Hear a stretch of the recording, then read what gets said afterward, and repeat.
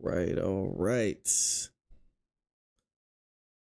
Let the people come in.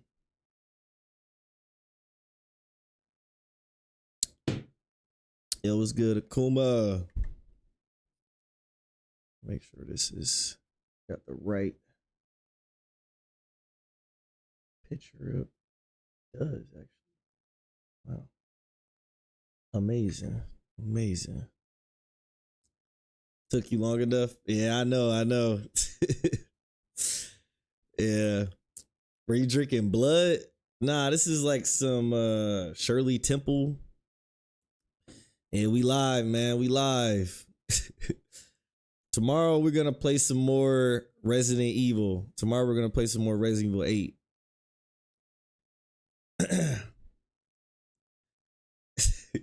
At least it's not 5 a.m. It's something I did before, but I want to kind of see if we enjoy this. How's your day? My day's been pretty good. I actually went grocery shopping. I had to run some errands. It's 4 a.m. for you? I'm so sorry, man. I'm so sorry. You should restart on easy. Nah, I'm getting through it. I'm getting through it, man. About to read some bad reviews of some anime, man. Hurt some people's feelings. One Piece? Man, listen. One Piece? That might be a great thing to start with. It's 11. Oh, that's some good luck. So you got to watch Boruto. I just started watching it. I found it to be peak. Oh no. Oh no. Wait, why can't I hear that? Wait. I gotta make sure this is good. Oh no, that is. Oh no, is my is my sound effects working? Oh shit! Oh, that's working. All right, let me see if I can activate my. Oh, I know why. I didn't put it on this one. That's funny. Okay. What we reading first, man? What we reading first? So many things to choose from. You got to make the soundboard available with channel points. Oh, yeah. I'll add that. Nah, the file isn't broken. It's just I have to add it from my other screen. So yeah, I gotta wait. See, watch this. See, there we go. I just gotta copy and paste it here. Then we good. All right, so then let me copy paste that. Then we gonna get started.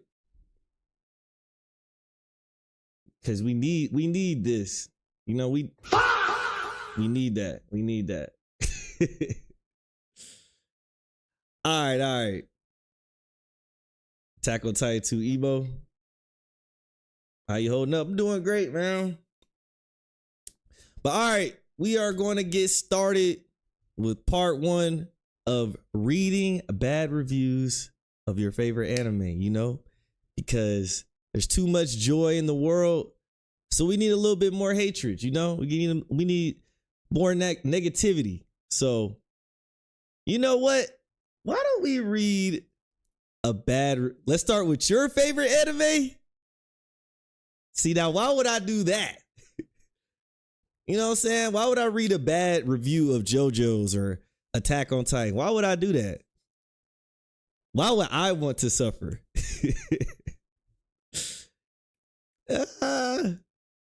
You know what? Let's do, you know what? Let's start off easy. Since this Naruto's in the thumbnail, let's do Naruto.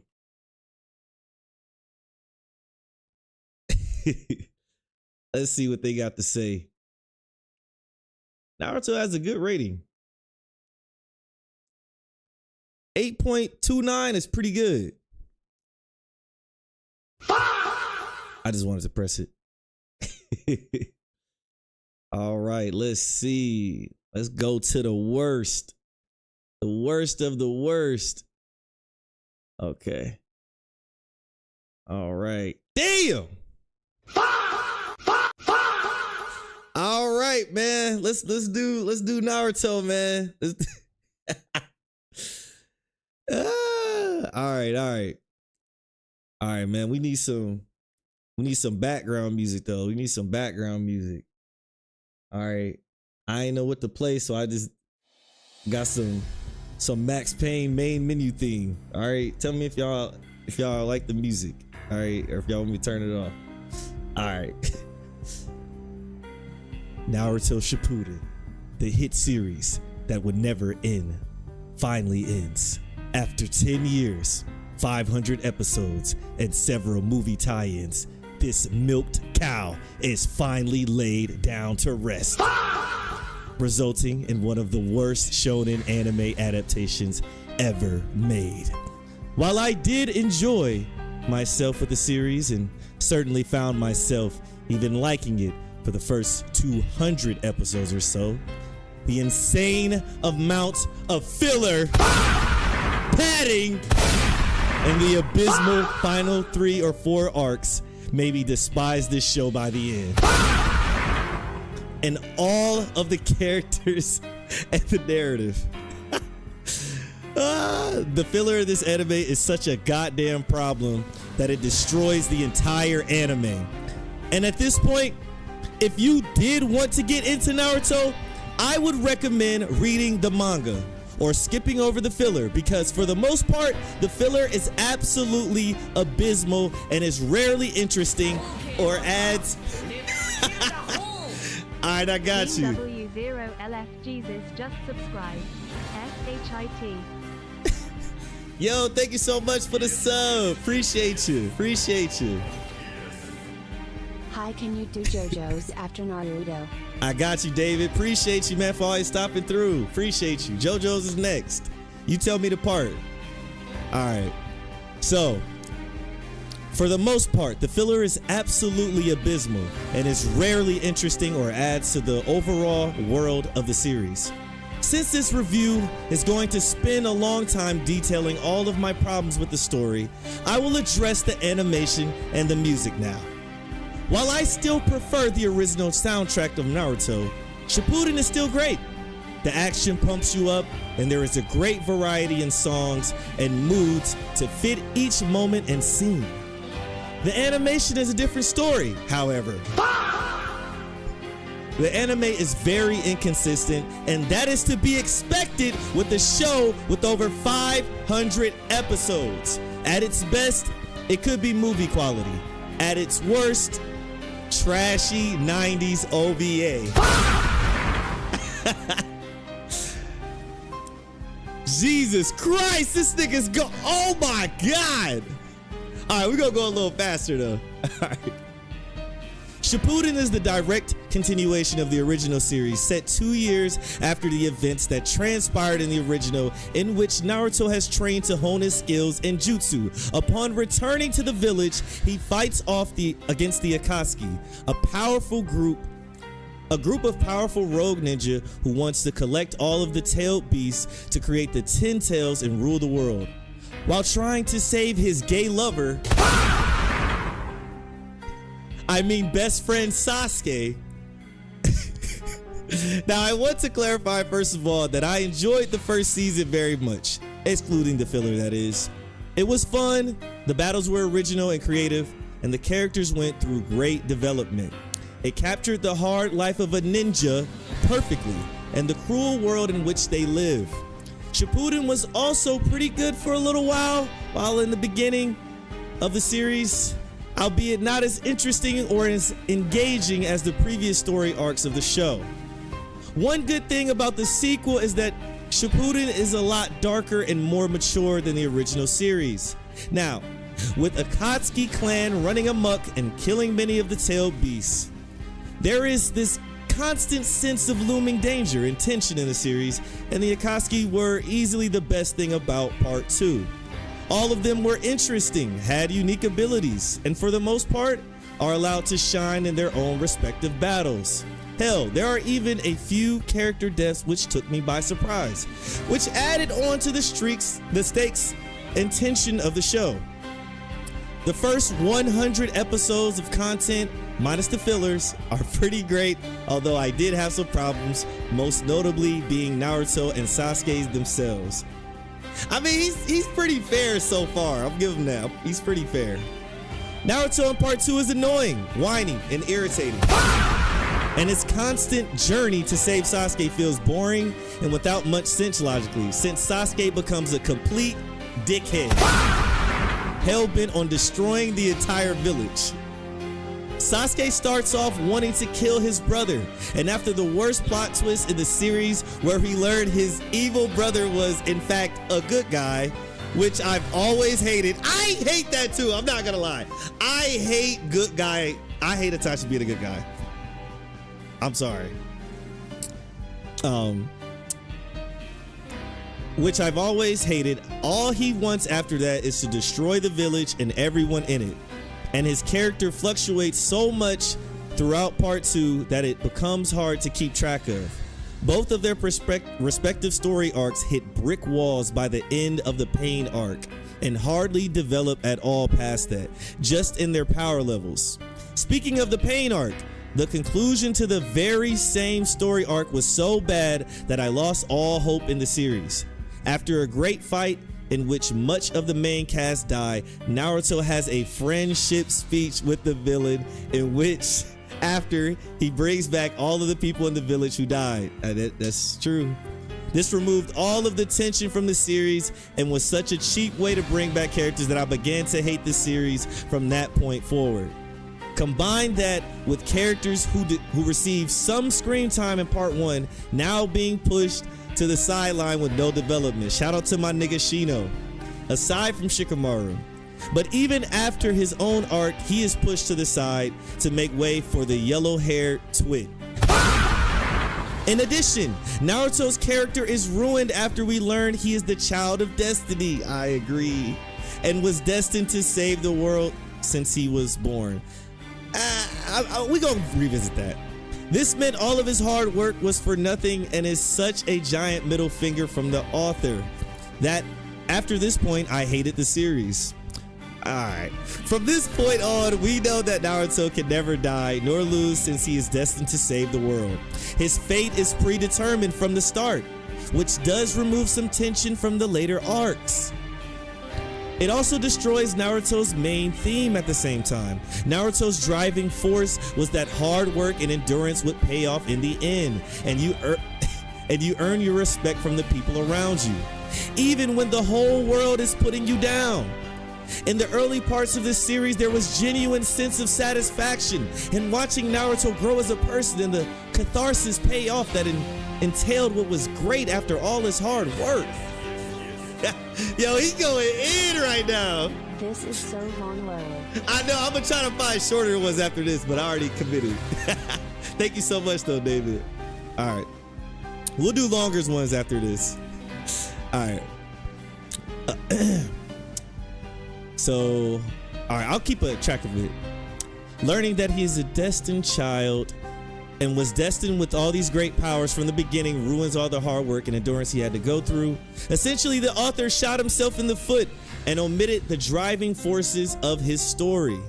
Now, let me elaborate a little more on the Itachi plot twist before I go ahead and why I didn't like the twist in the story. To me, Itachi was a great villain. I agree with this part. Someone who killed his entire village just to test his limits, leaving his younger brother alive to act out revenge on the part of his fallen clan. Like Sasuke, we hated Itachi at the beginning, which we should have.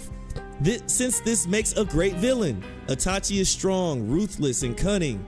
All of this in my eyes, anyway, made him great as a villain. But Kishimoto works in a twist that reveals he was a good guy all along and killed his clan to prevent a war from occurring. Essentially, he had to carry a huge burden on his back from the village elders, which is admirable, but it also causes Sasuke's character to go out of control from this point and fluctuate so frequently. I also find this twist to be kind of meh, for a lack of better term. I never hated it per se, to the point where it broke the series or anything. It's just that I think Itachi was much better as a villain than a good guy. But hey, this mini rant is just down to my personal preference. All right, we almost done. The worst character out of all of them is Sakura. Now, I don't think she is useless in this series. Hell, she has a pretty okay fight against one of the Akatsuki members and wins. It was a pretty good fight, which is something I can appreciate. It's just that her character goes nowhere. She stays so stagnant and boring while crying about Sasuke, and holy hell does her love for Sasuke feel forced as hell. It makes no sense why she loves him to this extent, especially after the bastard almost killed her and threatened to destroy the entire village, killing everyone she loved and had known. Back in the original, I could kind of excuse her crush on the account that she was a young child, but now it's laughably pathetic and doesn't even make any sense. This also applies for most of the female cast in the series, since Kishimoto can't write good female characters. They're either completely useless or completely superficial. That's it. And this brings us to the Ninja War arc. Everything that came after. These final arcs were awful. All of these clever tactics and strategies the character had are now gone, in favor of who could pull off the most landscape-reducing jutsu. And Naruto and Sasuke became so powerful to the point they rival gods, even going as far as having both of them die and then rebirth as an act of destiny. What I always hated was that all of the characters that died before, characters that I liked and had well completed arcs, were brought back to life since the author was too lazy to create new ones. This ruined many of the original arcs these characters went through, and I found this for the most part to be completely boring since they just repeat what happened previously. Sure, there is some development and growth with the characters, but it's hardly substantial enough to raise the bar. All of the previous rules and this dude going in. All of the previous rules and ideas that Kishimoto establishes in the early part of the series are thrown out, and it's painfully obvious that he didn't even care about his sorry, it's so many fucking words, I lost my track. All of the previous rules and ideas that Kishimoto establishes in the early part of the series are thrown out, and it's painfully obvious that he didn't even care about his own series in the end, since the jutsus and abilities of some of the characters can perform goes against the rules of the world that he established. A good example is when Kakashi gets 2 Sharingan, which will require a large amount of chakra to use. We've been told time and time again that this character, while having a wide range of impressive jutsu, doesn't have much in the way of chakra and thus can't battle for too long. But in the final arcs, he performs so many jutsus, it's unbelievable. And when he does require the double Sharingan, it makes no sense he can utilize its power, especially since he obtains it at the end of the war, and thus his chakra would have been completely gone. Another example of crap writing is after Naruto is reborn. He somehow saves Guy from dying just by simply touching his chest. It makes no sense why he can suddenly do this, and this element is never explained to us at all. That's true. Not only that, but a few moments later, he restores Kakashi's eye in the same fashion, but fails to restore Guy's dead legs for whatever reason. What an asshole! These final arcs are so full of ass pulls, random power-ups, and last for so long that I can't stand the idea of watching them again. The final fight between Naruto and Sasuke was pretty impressive, and I'm glad it wasn't stuffed with filler, but it's not enough to save the whole series.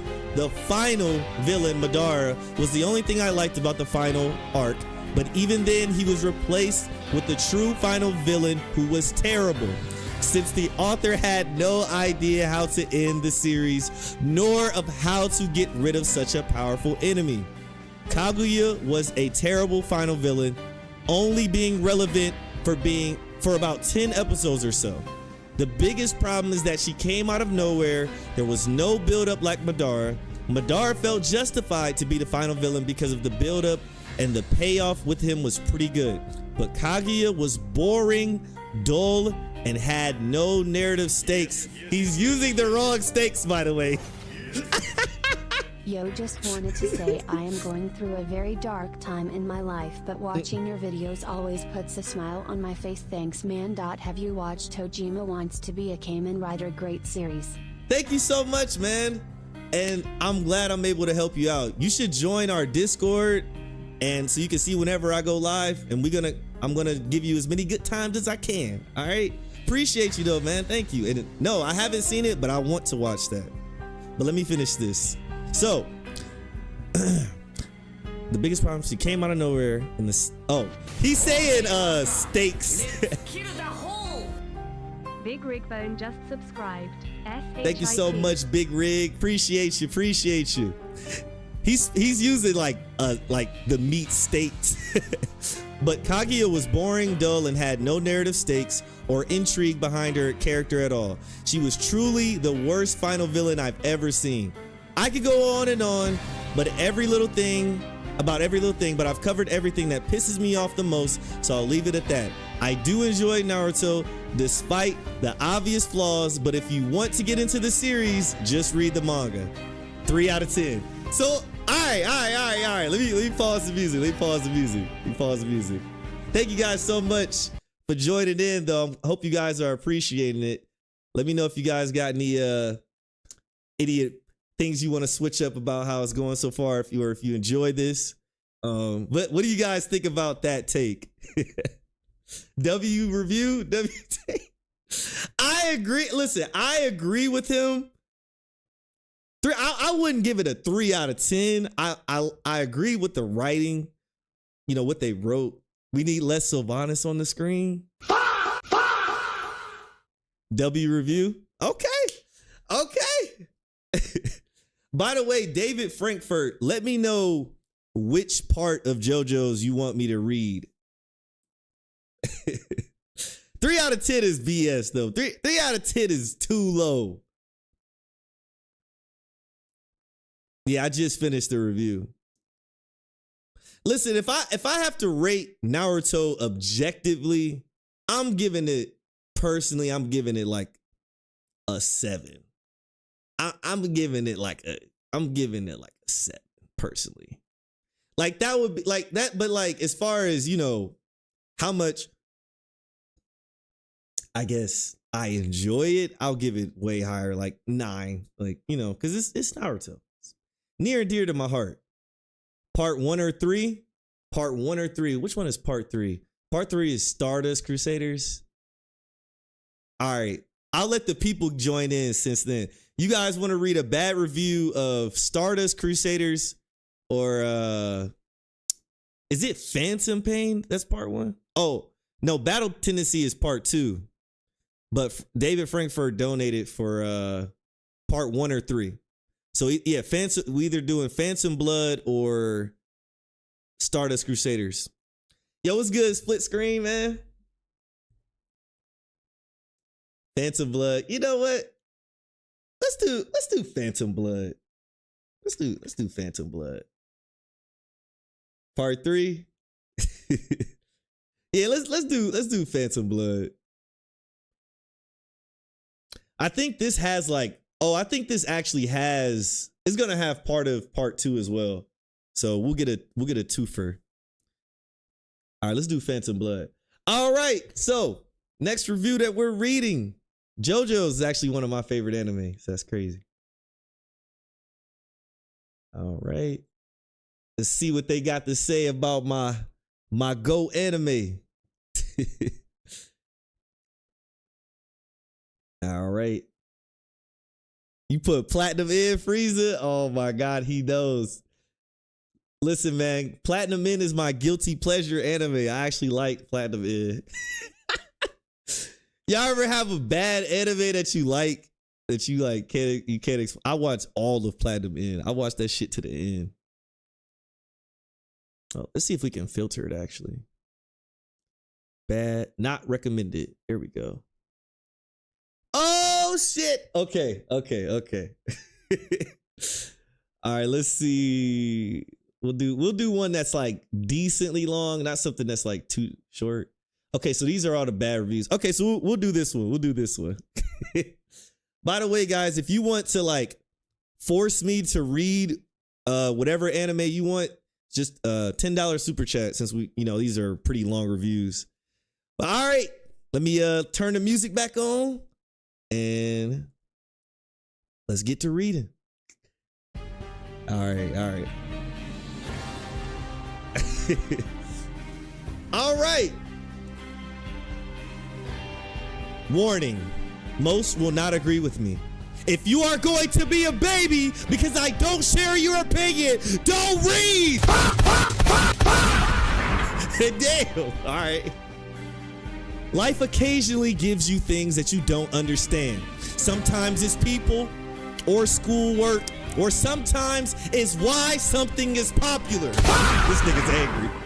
JoJo's Bizarre Adventure was recommended to me by so many people who regarded it as one of the best series ever. That's facts. Upon watching it, I realized that to enjoy the show, you must turn off your brain and just take it. Yo! As such, I did. Yet I still ask the question, why the hell is this series so popular? That's an exaggeration, of course, as I do understand the appeal of a show like this, but it certainly does baffle me to know that this show has so many deep, devoted fans who consider it their favorite anime. Yo, calm down, nigga. In my honest opinion, JoJo is one of the worst series I have ever seen so far. And I promise this isn't a troll, and I know that I'm in a minority. Usually I am a completionist who must finish every series I watch all the way through. I just couldn't do that with this one, and it's the first series I ever dropped, and I hate this nigga.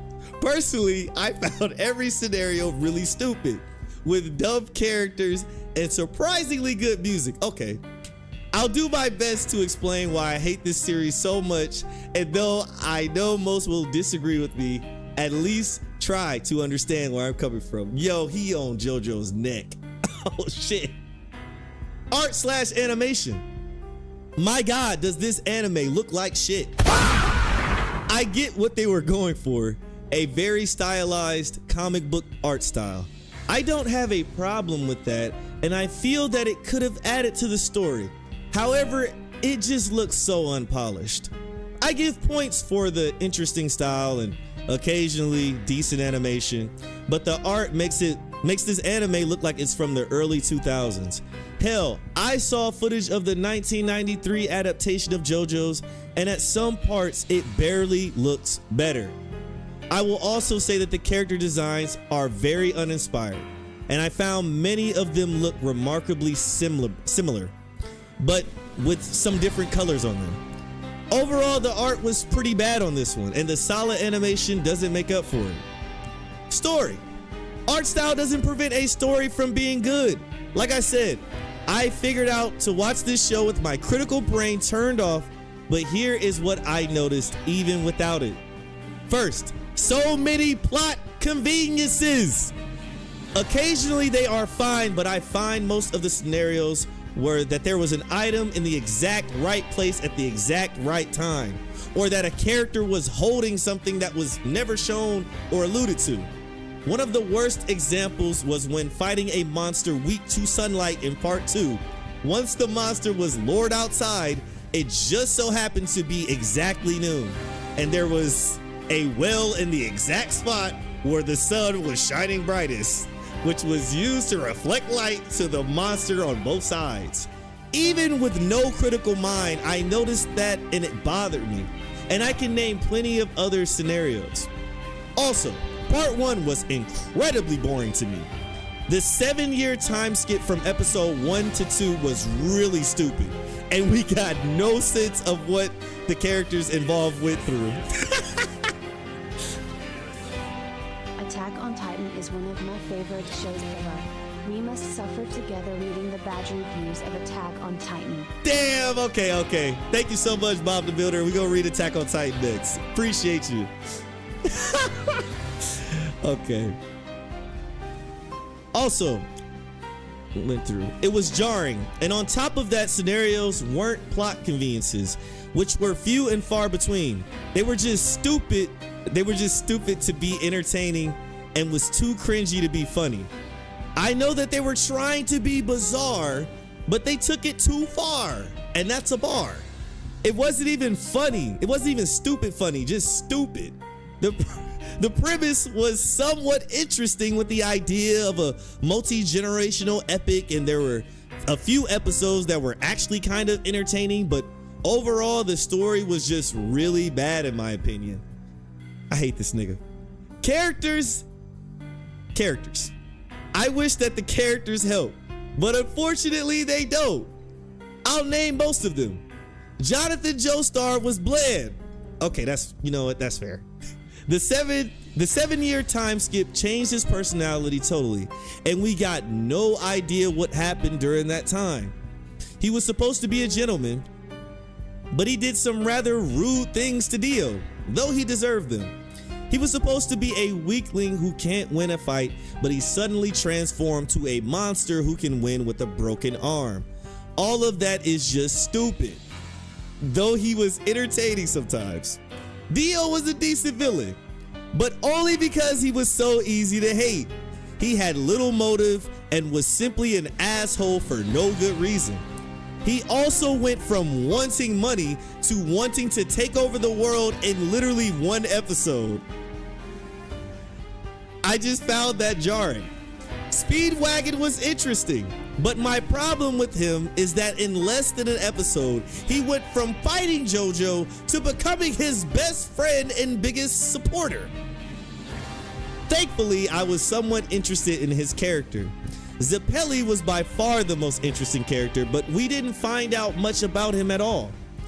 Joseph Joestar was mostly an annoying, arrogant brat whose presence on screen usually made me want to tear my eyes and ears out. How you don't like Joseph Joestar? Caesar was also annoying as fuck. Finally, Lisa was intriguing, but not enough for me to want to finish the show for her story. Overall, the characters were along a normal curve, with some being good, some being rather bad, and most being meh. Sound. I will, however, give credit where credit is due. The soundtrack for JoJo's was actually really nice. It fit the mood and added to the scenes as much as it could. It was mostly epic fight songs, but that works for a series like this one. Also, there were some nice atmospheric songs that added to the mystery aspects of the show. Also of note was the second OP, as it is absolutely fantastic and one of my personal favorites. Okay, he ain't hate on Bloody Roar. The ED theme is also great, not only for it being a giant meme, but just for being a great revival of an awesome old song. Finally, I have to admit the sound effects were pretty nice. While none of them blew me away or anything, it was definitely very good. JoJo's sound is by far its best quality. Enjoyment. As I said, I am usually a completionist, so when I drop a show, that means I really don't like it. Needless to say, I did not get much enjoyment out of this show. Every episode was a drag to watch, and no matter how much I would pray for something to be entertaining, it rarely ever was, even with my brain turned off. It just wasn't interesting or fun enough for me to want to finish to the end. I honestly can't force myself to watch the next 9 episodes because that would torture me. I did get some enjoyment out of certain parts, which is why I can't give it a 1 there, but I really don't understand why people love this show so much. Overall, I'm usually a pretty generous reviewer. The fact that I score anything below a 5 means it's really bad to me. I just can't get myself to finish this show because I find barely any redeeming factors. With my brain turned on or off, I don't understand how this show could have such a huge following of deeply devoted followers It honestly baffles me. I've probably pissed off a lot of people right now, so I won't say more because I like my life. Yeah, you better shut the fuck up. All I'll say is that if you're reading this and haven't seen the show and are on the edge, and if you have seen my other reviews and have similar tastes, don't waste your time on this one. Damn! I hate this nigga. Wait. What y'all think about that review? Y'all wanna see this guy's profile? Let's check out his profile, see what else he likes. Then we're gonna read Attack on Titan next. Okay.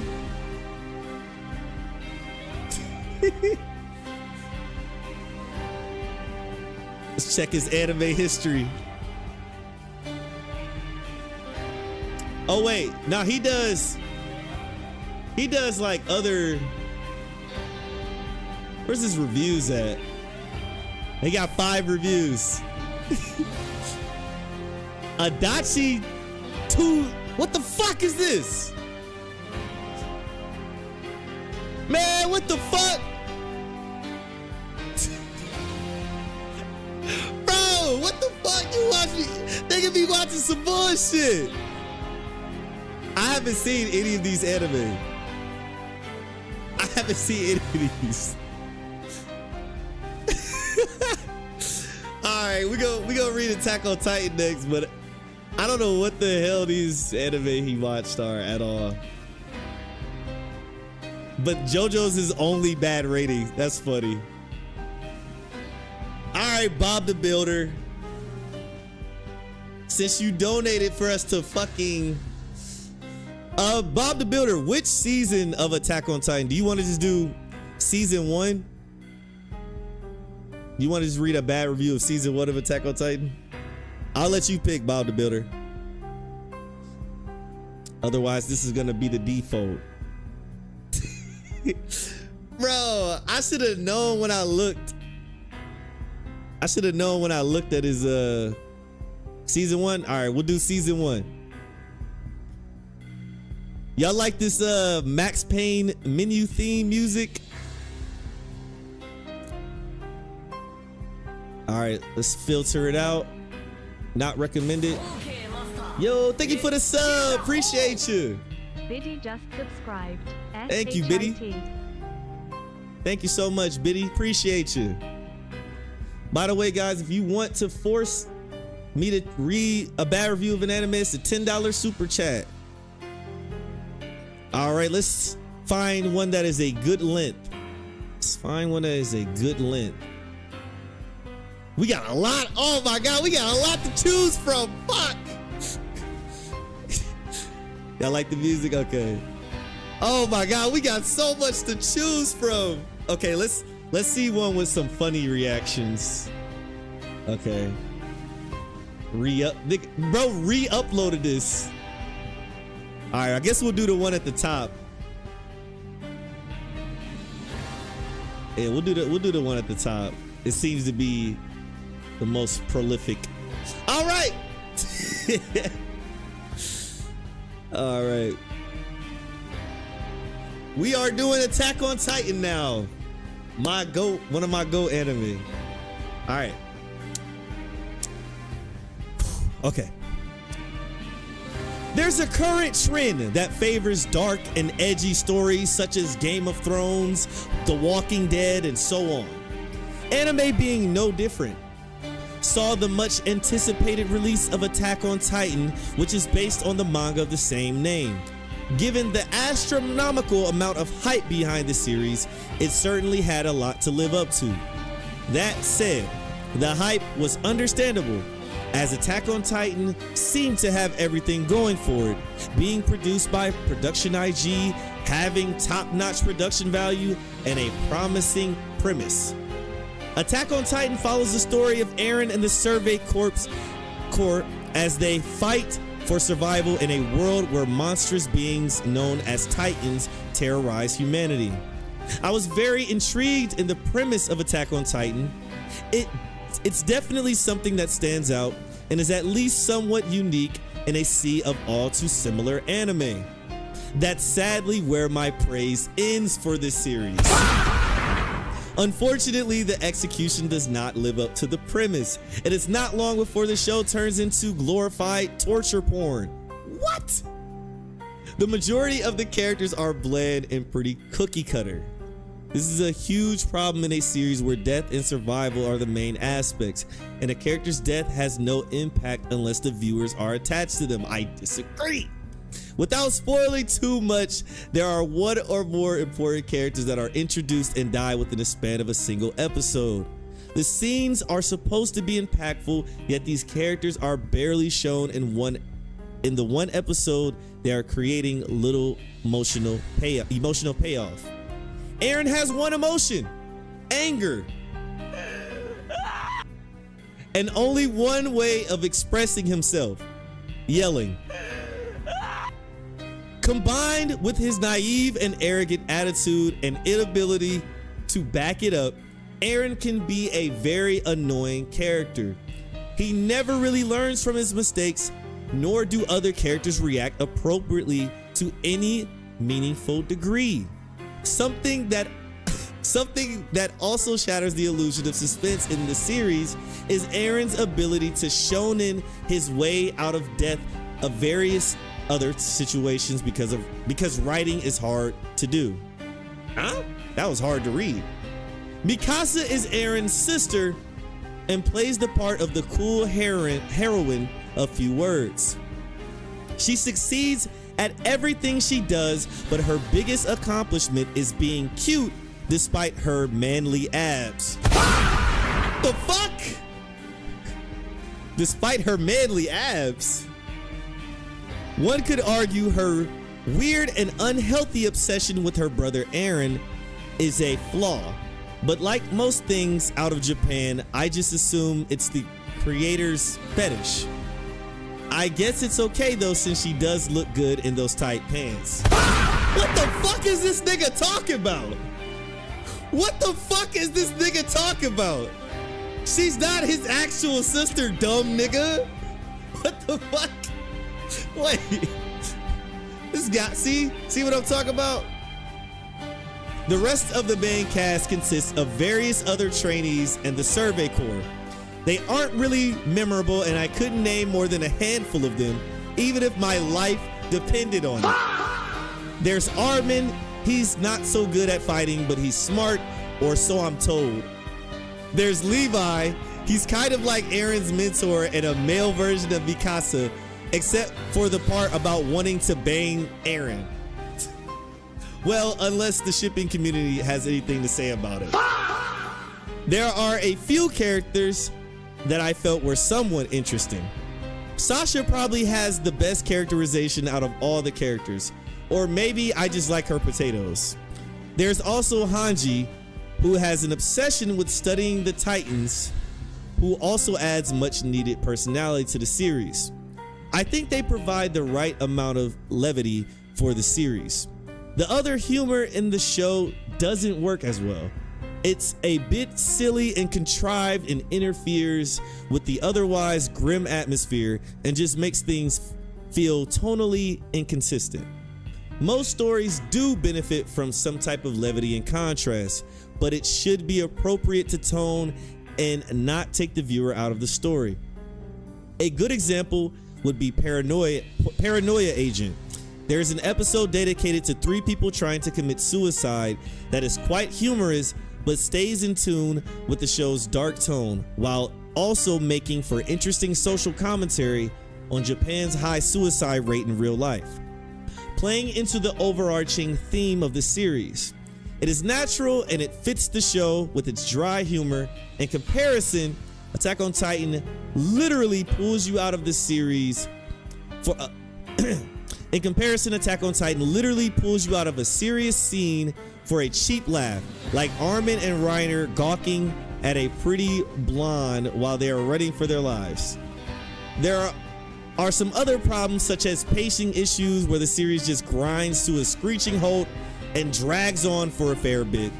A lot of other parts of the story dip into shonen levels of silliness and predictability. I'm still not entirely sure how the transformation aspect of the show works either. Besides something about biting your thumb while you have some kind of goal in mind or something very ill thought out. I suppose these are things that aren't meant to be looked into too deeply. The dialogue is also bad, with the characters having to explain every little thing they do or have internal dialogue every 5 seconds for exposition's sake. The production value of this show is good. The art and animation is nice and fluid, with the art style itself being very distinctive. I don't know, man. His writing's kind of bad. The characters have an unusually thick border that outlines that's kind of unique. Character design is pretty good for what this show is trying to do, being more grounded and whatnot. The technology is pretty neat looking as well, from the 3D maneuver gear to the box cutters, swords. The music doesn't thrill me as much as most, but has some noteworthy pieces. How the fuck you don't like the Attack on Titan music? It's all fittingly high energy, and I don't have a problem with it. By now, it's so secret that both the anime and manga versions of Attack on Titan are sweeping successes. Nearly everyone remotely interested in meeting it has watched or heard of it, including the people that weren't particularly big on anime to begin with. While its success with the mainstream market is commendable, I can't help but feel disappointed with the actual content. I can see Attack on Titan riding the hype wave with the support of the casual market for as long as it can. It doesn't help that the creator is prostituting the series with several spin-offs, a live-action movie, and even going as far as to change the original ending to pander to fans. It's a shame, really. I had high hopes for Attack on Titan, but a few missteps crushed those. Regrettably, Attack on Titan will be a story of what could have been instead of what was. This nigga's review is trash. That was fucking trash. Bro, I couldn't even read it at parts because he was fucking up. He don't know the difference between is and are. Yo. All right, now we got to see his profile picture. What y'all think of that review? W review or L review? Y'all let me know. And then let me know, do you guys want to go shorter than this for reviews? Y'all want to do shorter reviews? Maybe try to find more trolly, humorous ones? Y'all let me know. Yeah, L review, man. L review. That was a trash review. All right, let's see. What else? He don't got his reviews public?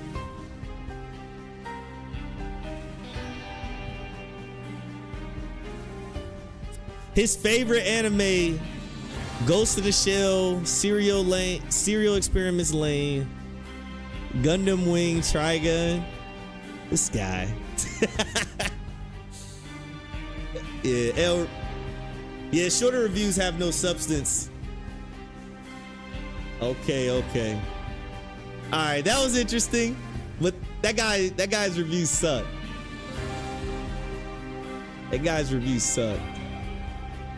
All right, let's see what we doing next.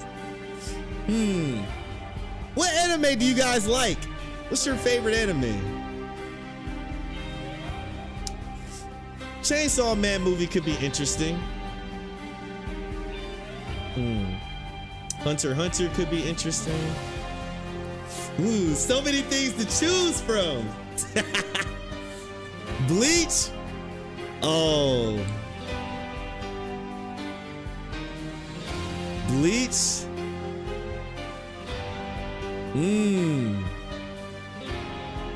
Rascal Does Not Dream of Bunny Girl. I'm seeing a lot of Bleach. Avatar: The Last Airbender. All right, let's look at Bleach.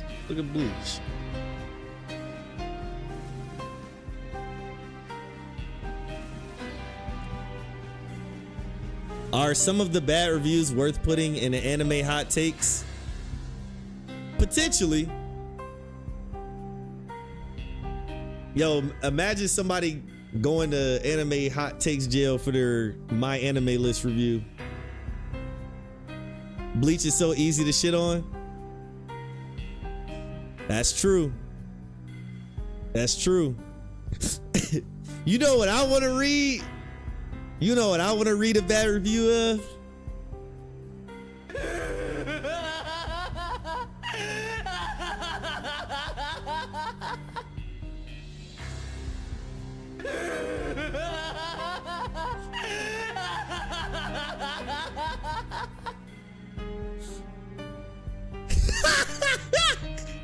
I would like to use my mod power to request a review of Yu Yu Hakusho Dark Tournament. Oh no! All right. So look, this is what we gonna do then. This is what we gonna do. We gonna read Yu Yu Hakusho Dark Tournament. We gonna read the Yu Yu Hakusho review, and then if nobody stops me, I'm doing Vinland Saga season 2.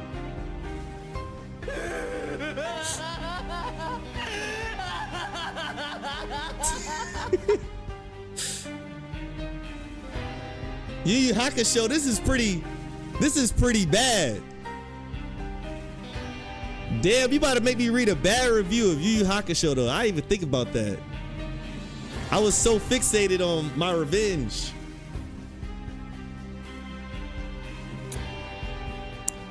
Damn, the Yu Yu Hakusho slander. No.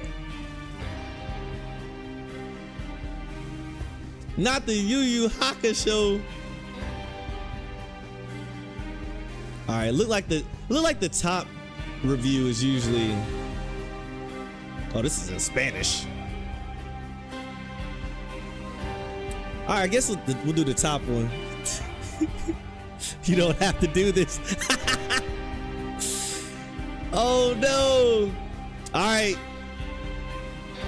Yu Yu Hakusho time. Let's do it. All right.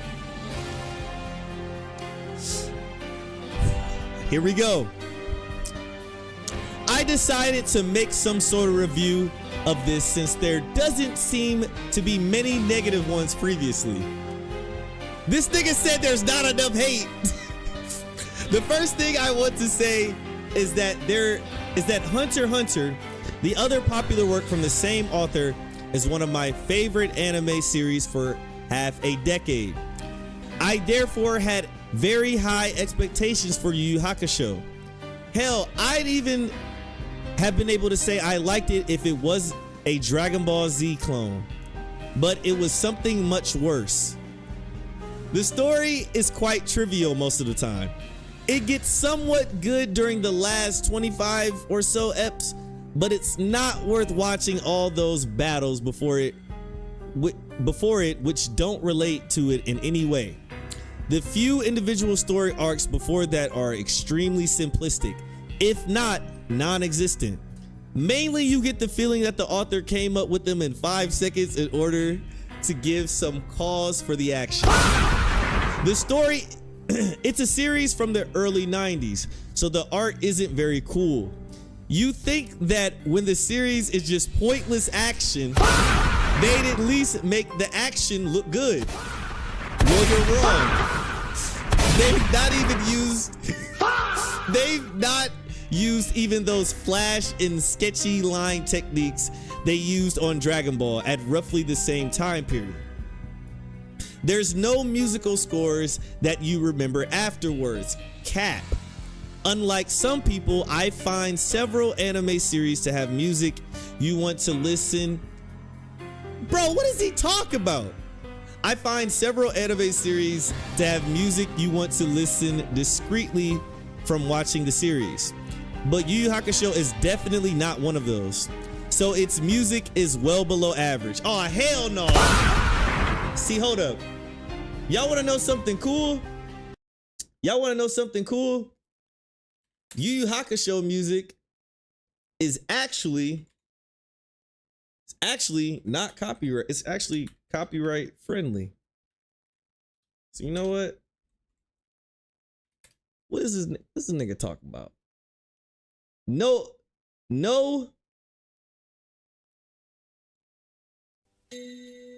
Come on, man.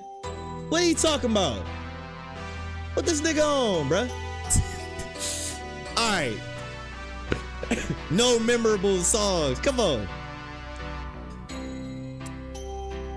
The main characters are, besides Kurama, unsympathetic, slow-witted tough guys.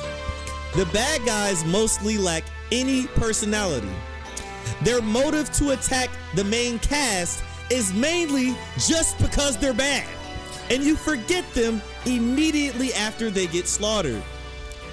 The Shaggy story arcs mostly don't intersect in any way, so you never hear anything about them from any character.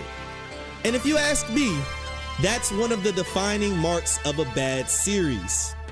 Some of the characters develop at the end, but again, it's nothing exceptional and just goddamn not worth watching those ever-ending, mindless bloodbath battles. So the battles are long and dull with exceptionally random power-ups or mutations. There's no adventuring, just tournaments or premised quests to go to some place to beat up some guys. There's little drama, and most characters remain one-dimensional. Unlike in Hunter x Hunter, the superpowers are raw power without any strategical element to them. There are only few fighting female characters.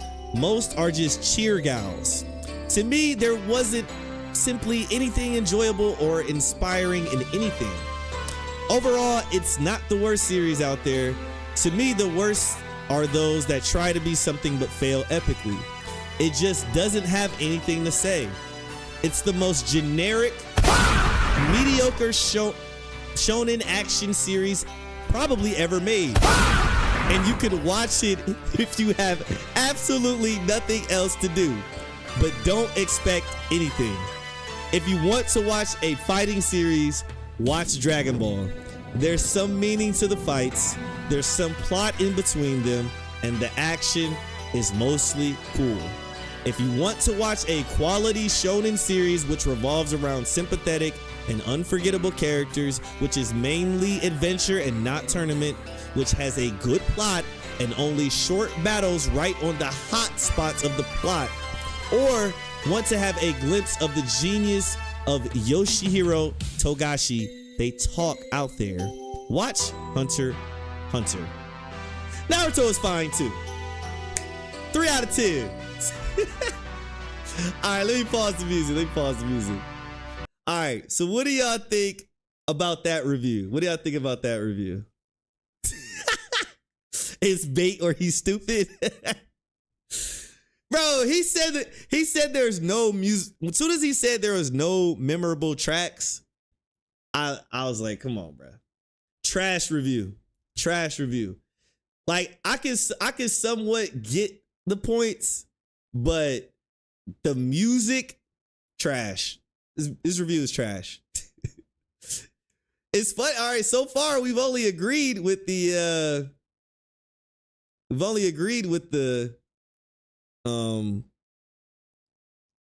Naruto take. Oh shit. Love the reviews. Can you do Gurren Lagann? Gurren Lagann. Okay, I got you. Okay, you saved us. You saved the people from the bad Vinland Saga review. That's my next one. Appreciate you though. Thank you. But Gurren Lagann, wait a minute. Come on, bruh. Not Gurren Lagann. Come on, man. Don't. Oh.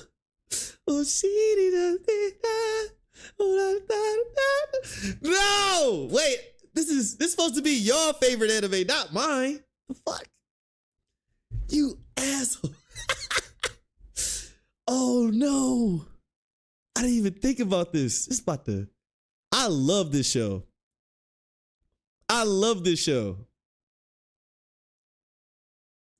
Damn. All right, we gonna. Oh shit. Oh fuck. Okay, we doing this top one. We doing the one at the top. Oh shit. Hope you guys are enjoying this, man. If you enjoying this stream and you want to see future streams, make sure to join the Discord so you'll always know when I am live, I'm going to give you guys an invite. I'm going to pin it to the top so everybody can see. Then we're going to read this review. Or I don't know if I can pin it. But yes, that is the link to the Discord. All right, guys. All right, let's play our Max Payne music again. And then we're going to read this bad review of Gurren Lagann. All right, let's start it over from the beginning. Get that build up again. All right. Let me pop open a drink real quick. Lubricate my throat. Yo, pause. Yo, pause. Yo. Did I just say lubricate my throat? Nigga, I just said lubricate my throat, bruh. Oh no.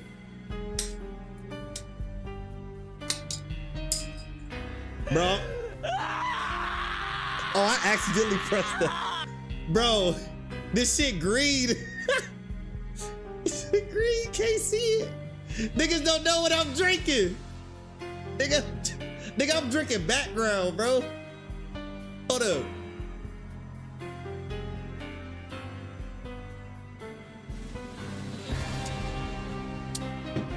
All right, let's get it.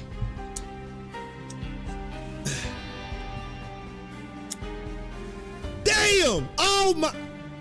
Oh no! Oh no! Hell no, we not reading that. God damn, nigga! Damn, this nigga, yo! Oh my fucking god! This nigga's out of his mind. Hell no. Hell no. And then he rated it a 1. Yo, this nigga's crazy. No, I'm not reading that shit. Nah, nigga, you lost your mind, bro. You lost.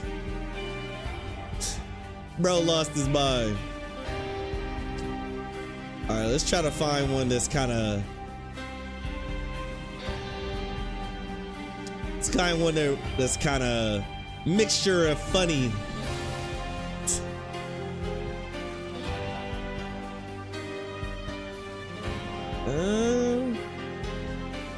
This one might be good. All right, this one might be good, right?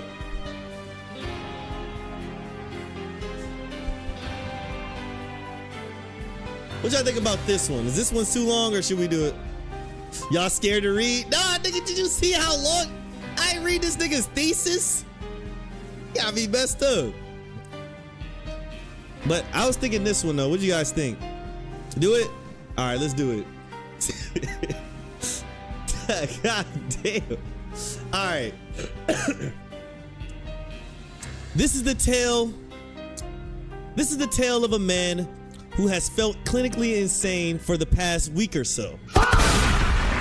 Even after combing through numerous online forums and studying dozens of glowing reviews, he still cannot reconcile how Tengen Toppan Gurren Lagann is revered as it is. To strengthen his grasp on reality, he feels the need to write an overwhelmingly negative review.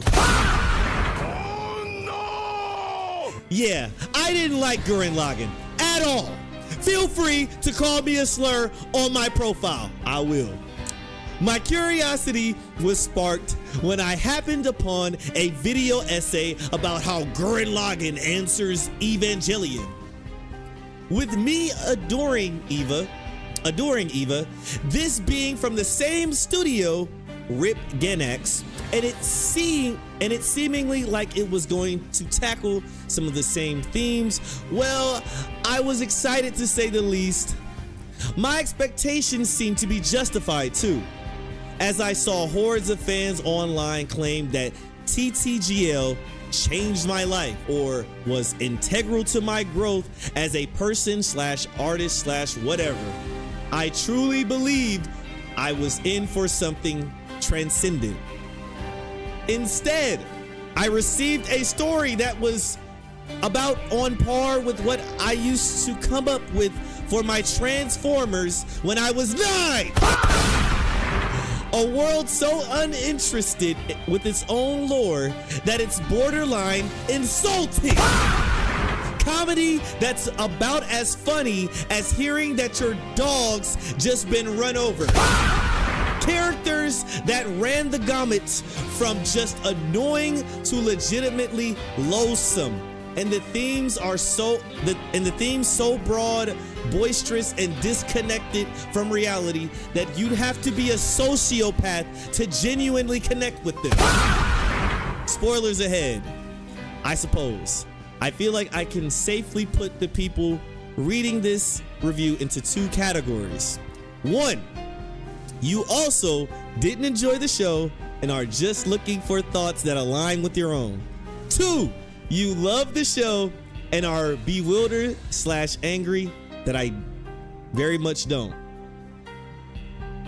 For the former, you are not alone. For the latter, go ahead and use the confusing button as a virtual middle finger. All right, you know, I could do that. First, the few positives. The OP actually bangs, as do the eye catches, and the mechs actually sometimes somewhat manage to look something approaching cool. All right, now for the rest.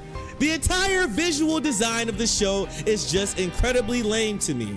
Maybe in another life, I could come to appreciate Gurren Lagann's chess piece just being a huge pair of sunglasses, or find amusement in the mech whose tits are eyes, but it all feels like it's trying way too hard. It's like what the world's least endearing 5-year-old would think is awesome. Then the smaller mechs, the gunmen, all look like MODOK except somehow less cool. Then when these things finally get to fighting, oh boy, picture Die Buster but way of Looney Tunes. It's astounding that Gainax only managed to get worse at mech action throughout the years. Forget the simple but brutally effective and insanely cathartic action from Gunbuster. Never mind the heft and intensity that Evangelion brought. Disregard the sheer energy that Fooly Cooly had. It's all gone. The mechs in TTGL move with almost no sense of weight, and barring a few exceptions, the fights feel completely lack any interesting choreography. Battles are largely decided by whoever can punch / drill the hardest, fire the flashiest beam, or scream the loudest. That's one thing, but there's also no sense of escalation in these fights. I'm serious. Sure, the scale obviously increases, but the climax feels no more loud, intense, or grand than a fight that happened 20 episodes prior. When every single battle is exhausting, obnoxious, balls to the walls clash of titans, then you shouldn't be surprised when the ultra mega super actual climax loses all of its weight. If an ass pull is defined as a hastily fabricated explanation or contrived plot twist, then TTGL is guilty of ass pullage times 1000. This can be forgiven / overlooked in moderation, but tension evaporates when it happens as much as it does here. Unless this is literally the first piece of fiction you've ever consumed, there's no reason why Simon and friends overcoming the present seemingly insurmountable obstacle should ever surprise you. Shit happens because it needs to for the story to continue. After Simon and co escape / overcome danger to essentially divine intervention, aka the hand of the writer conspiring in their favor, the story, world, characters, and stakes become almost impossible to take serious. much less become genuinely invested in. A lot of people say that you can't take the show too seriously and that it's best to just turn off your brain and enjoy.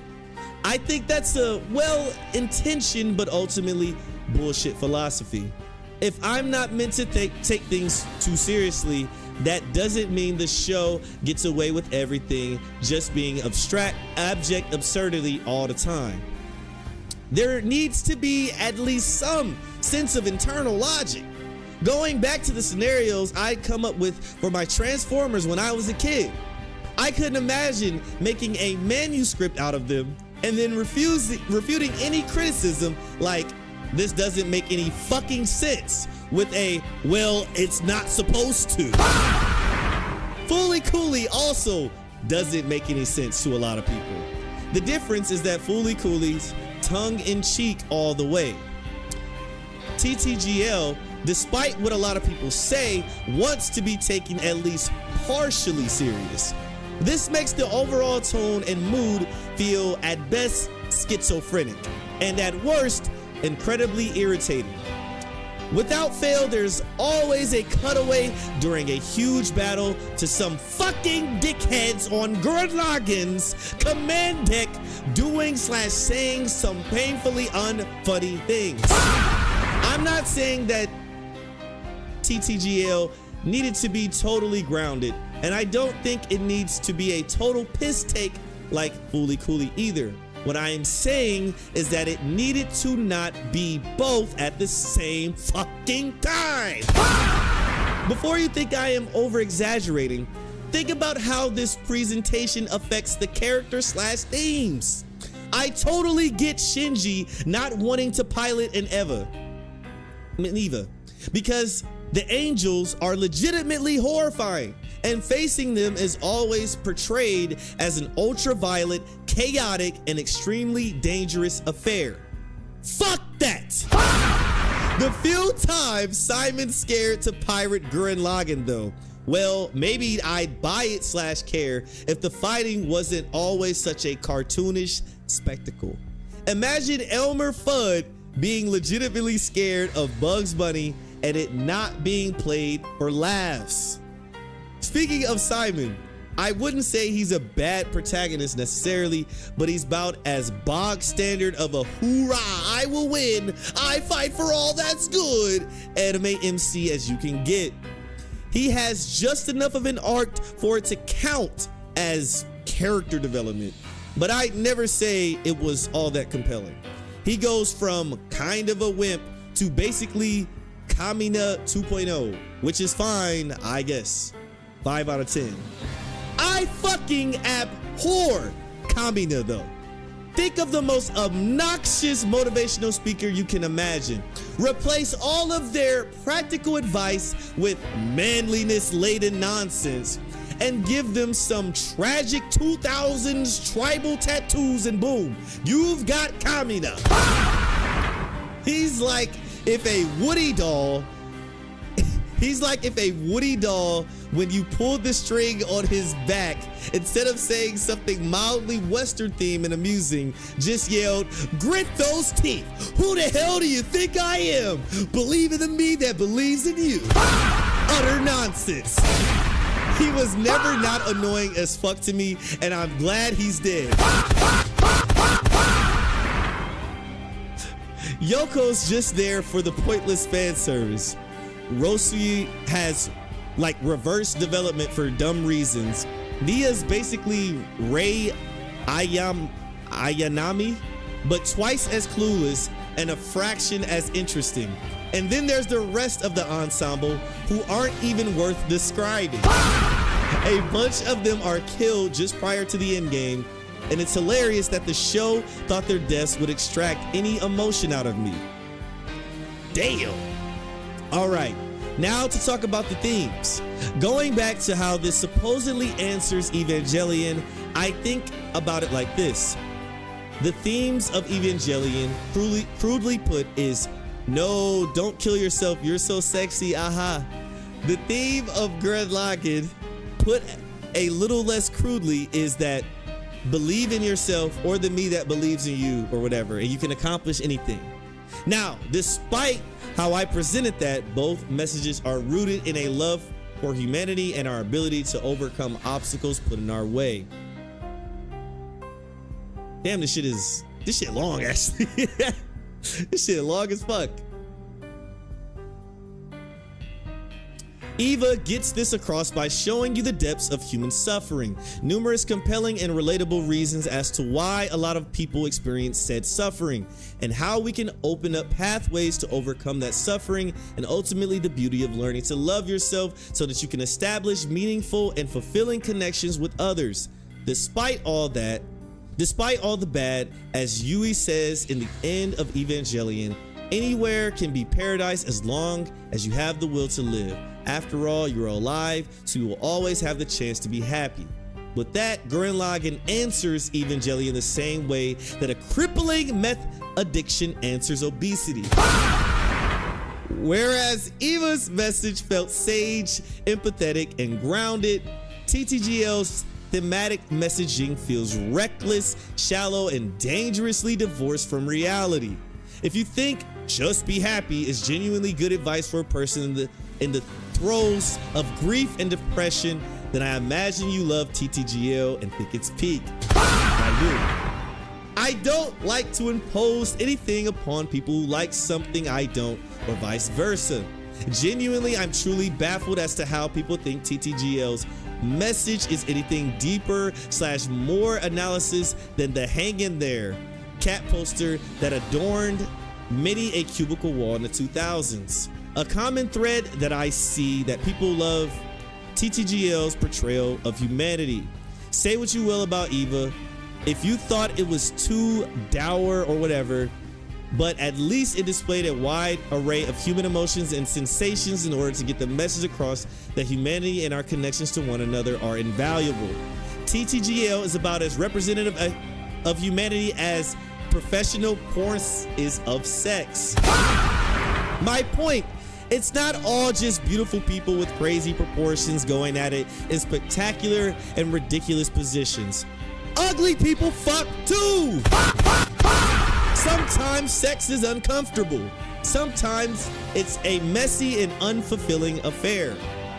Gurren Lagann only represents the best of humanity, our sexiest qualities, our fighting spirit. Spirals, anyone? Our ability to overcome seemingly unconquerable foes, our ability to work together for the greater good, etc. Therefore, any attempt at commentary on humanity as a whole just feels false and hollow. It's easy to cherry pick our best attributes and ignore the rest, but that only really leaves you with half the picture. Let's bring it back to reality for a moment. Kick the logic out the window and do the impossible. You know why that always works for Simon? Because he has a bunch of writers making sure it always works.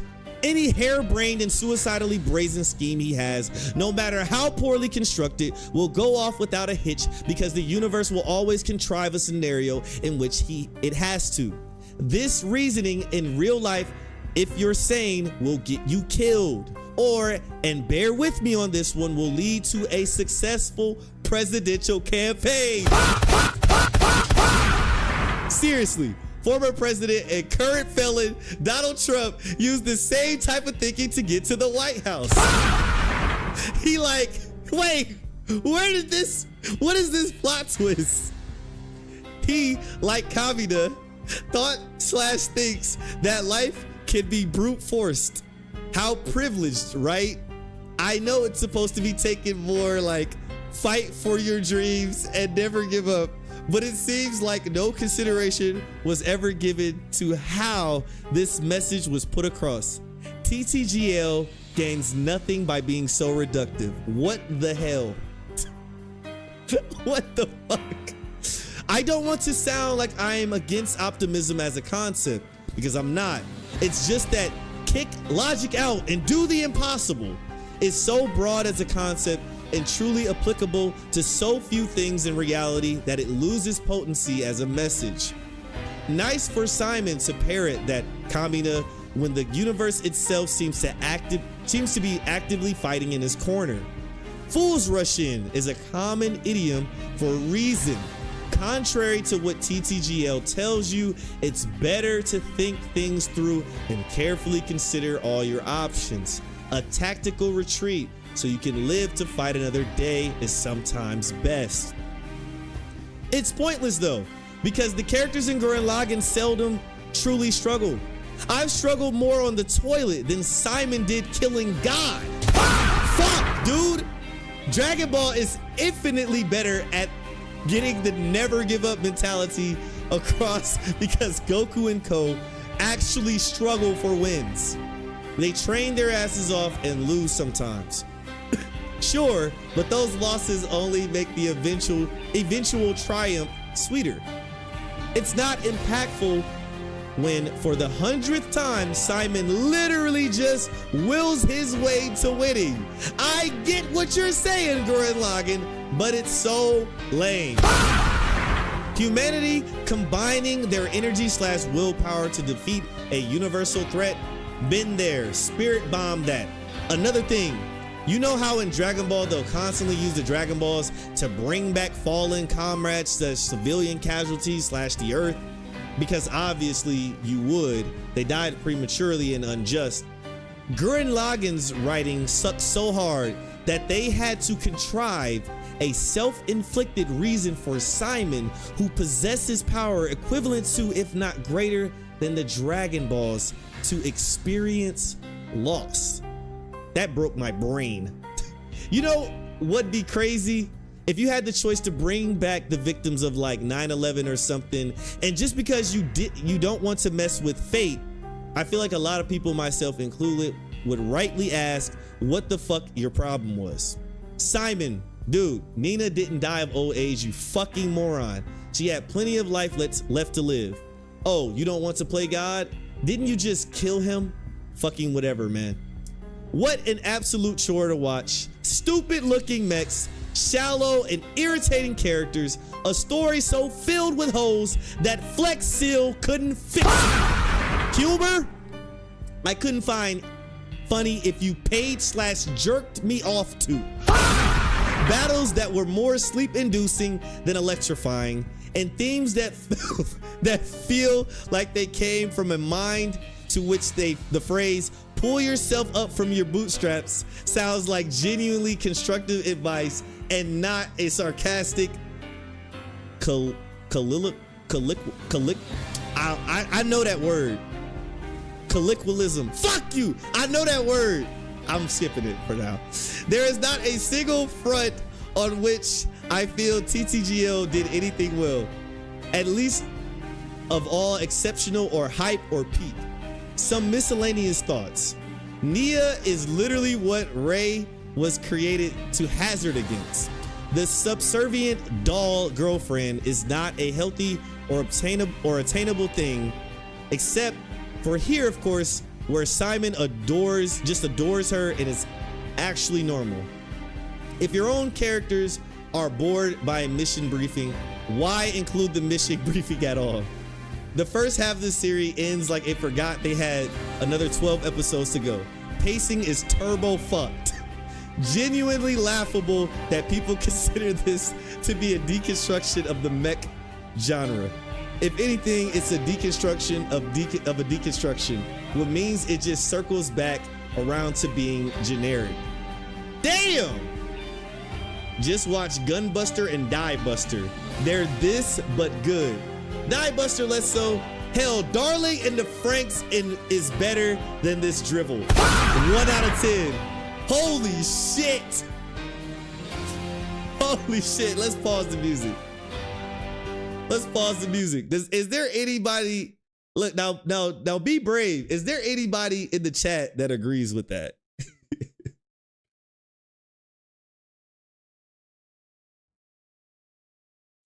He gave that shit a 1. Bro, listen.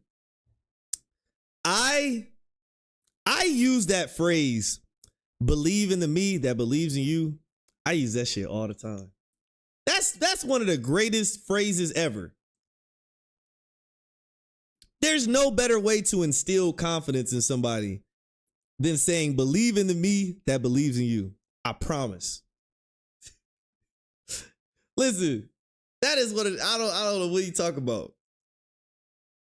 It was funny. I think the review caused me some brain damage.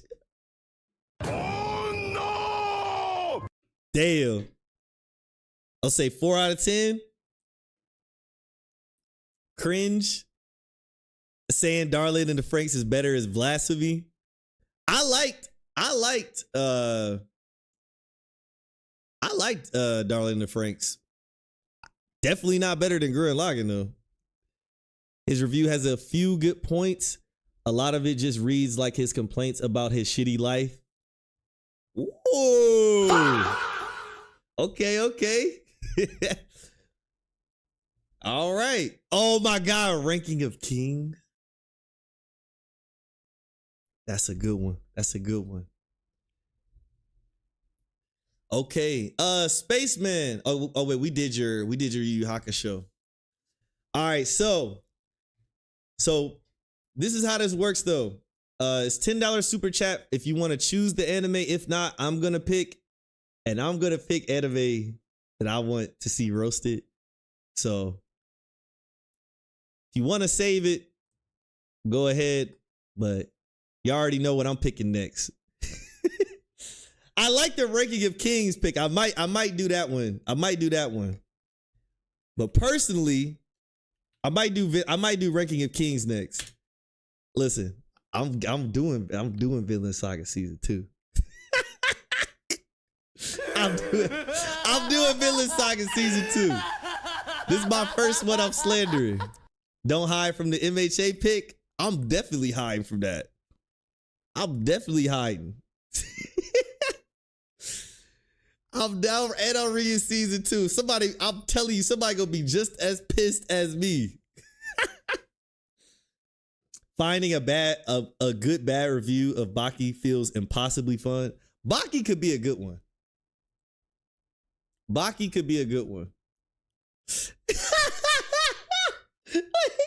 This shit got 900.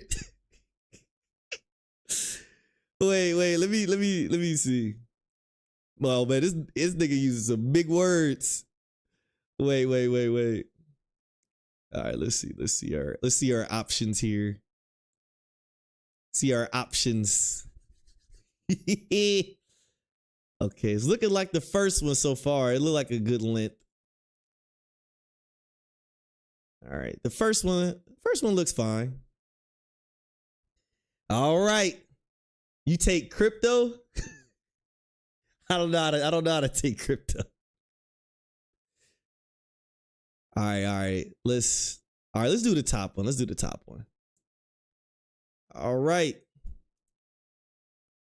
Let's get it. Cue the music. All right. Yeah. All right. Hold up. You already know what time it is. Wait, let me lubricate my throat real quick with some Ohio water.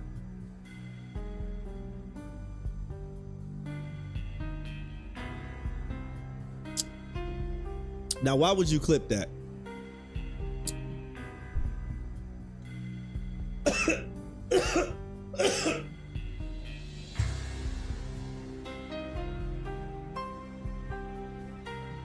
All right.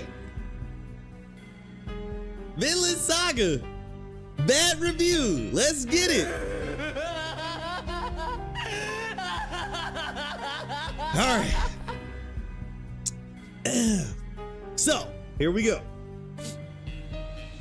Vinland Saga is the embodiment of, I don't know how to say that word, anachronism, and the self-fulfillment of the mocked utterance, if you kill your enemies, they win. Imagine yourself being sold into slavery in the 11th century Scandinavia after brute forcing your way to the Viking conquest of England's conclusion as a mercenary.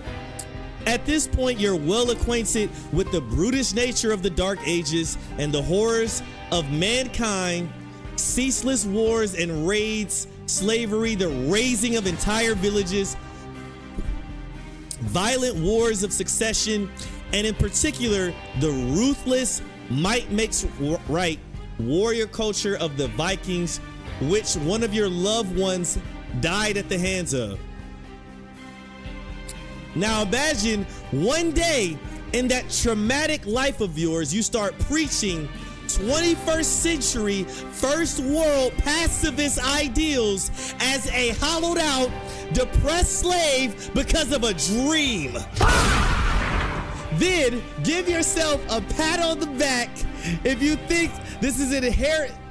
Wait, sorry. Then give yourself a pat on the back if you think this is an inherently juvenile and asinine concept that, first off, could never see ideation in such a context, would never see the light of day even if you could conceptualize it, and would never work even if it did see the light of day, because unlike Vinland Saga, you have at least an iota of a grasp of reality. That was a crazy run-on sentence.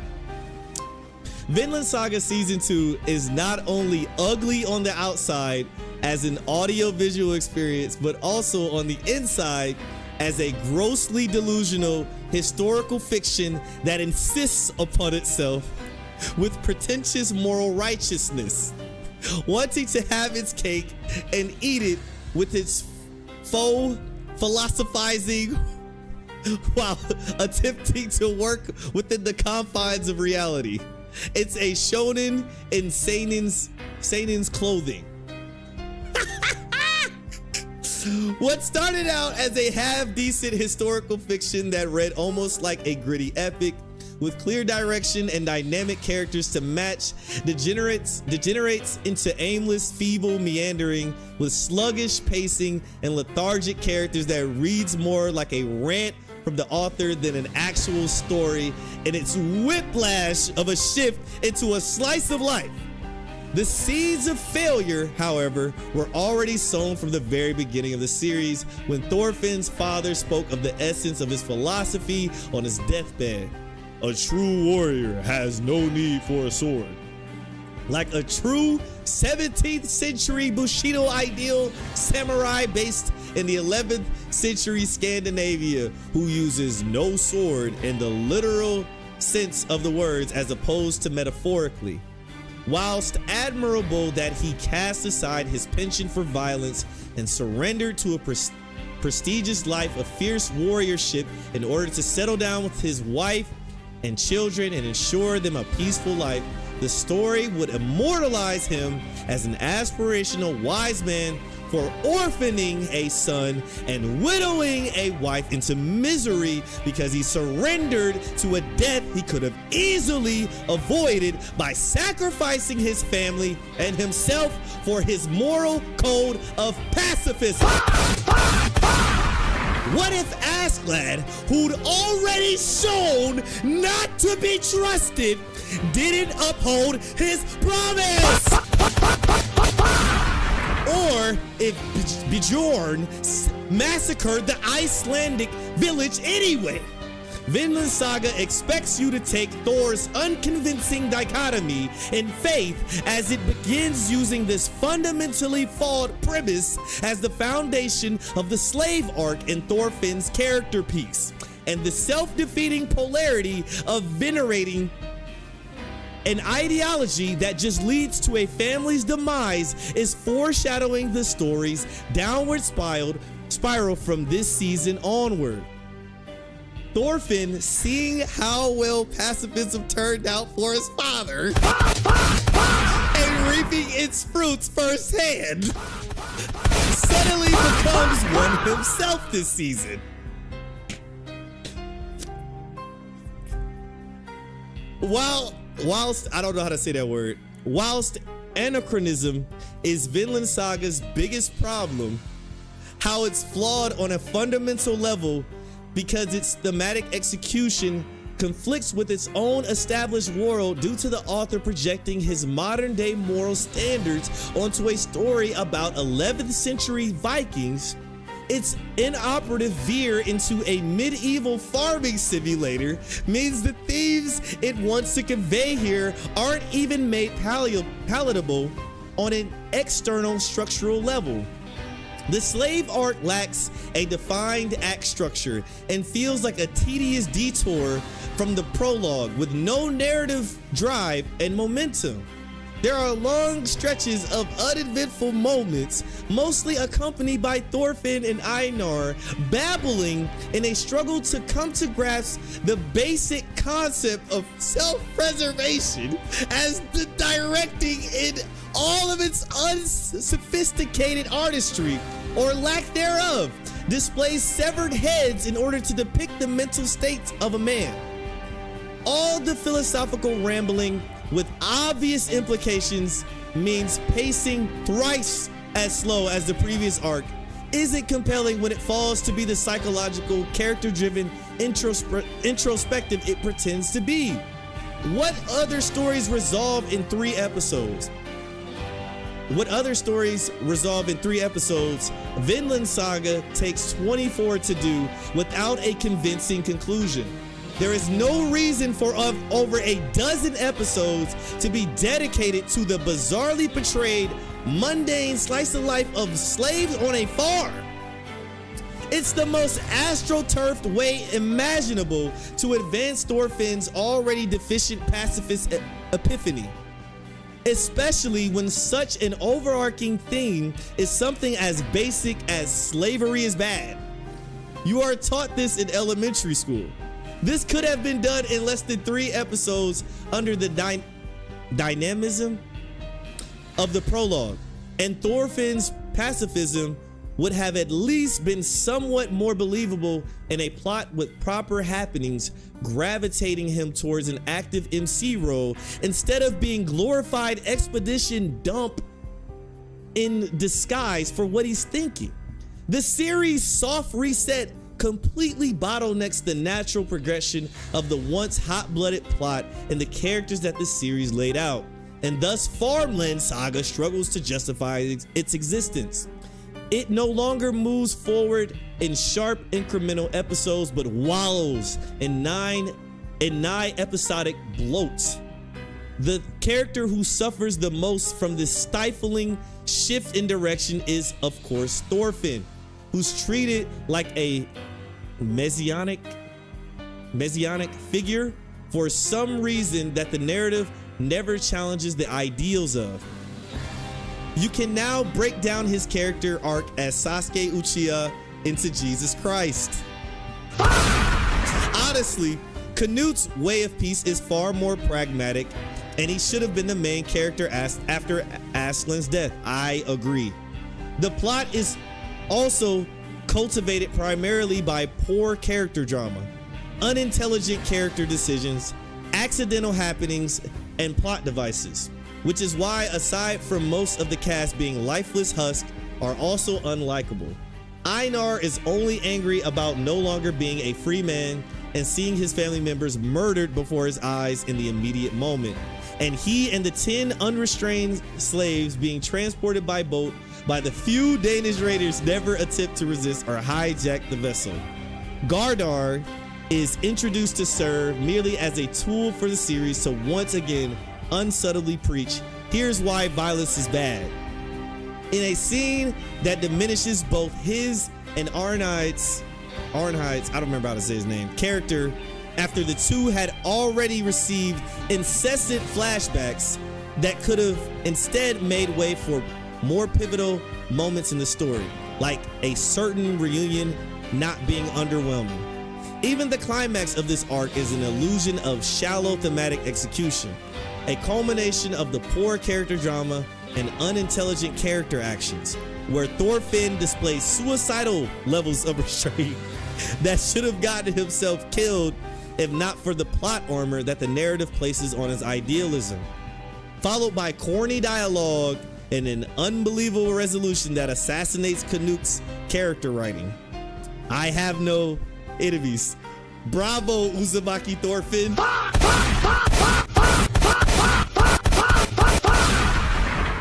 2 out of 10.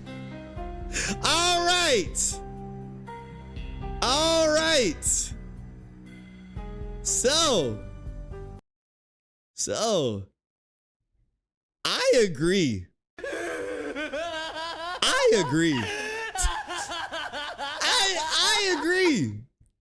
I agree. What he said is a lot of the problems I actually have with Vinland Saga, right? Like, Thorfinn suddenly had this epiphany that, oh, I know what my dad was talking about. Let me follow his way. And look what happens to him. Look, his dad said, oh, hey, let's fight one-on-one. The winner, you know, if I win, then this is the thing that's going to happen next. Okay. And then he was winning, and then Askeladd cheated.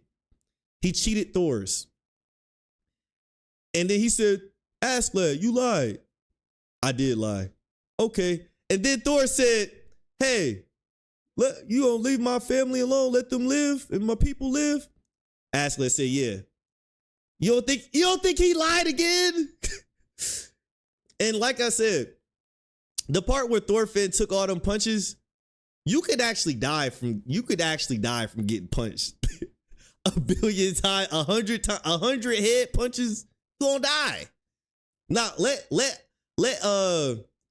anybody else have this same philosophy that Thorfinn had, they would be dead. Thorfinn is very privileged. You know, it's like a rich person talking about, you know, money is it's like hearing a rich person talk about you know, money isn't important. Money isn't important. Yeah, you're a rich guy. I have no enemies. I don't gotta fight. Yeah, because you're unkillable. You can't be killed. For everybody else, it doesn't work like that. It doesn't work like that. You got punched in the head 100 times and was like, all right, you you done? But hey.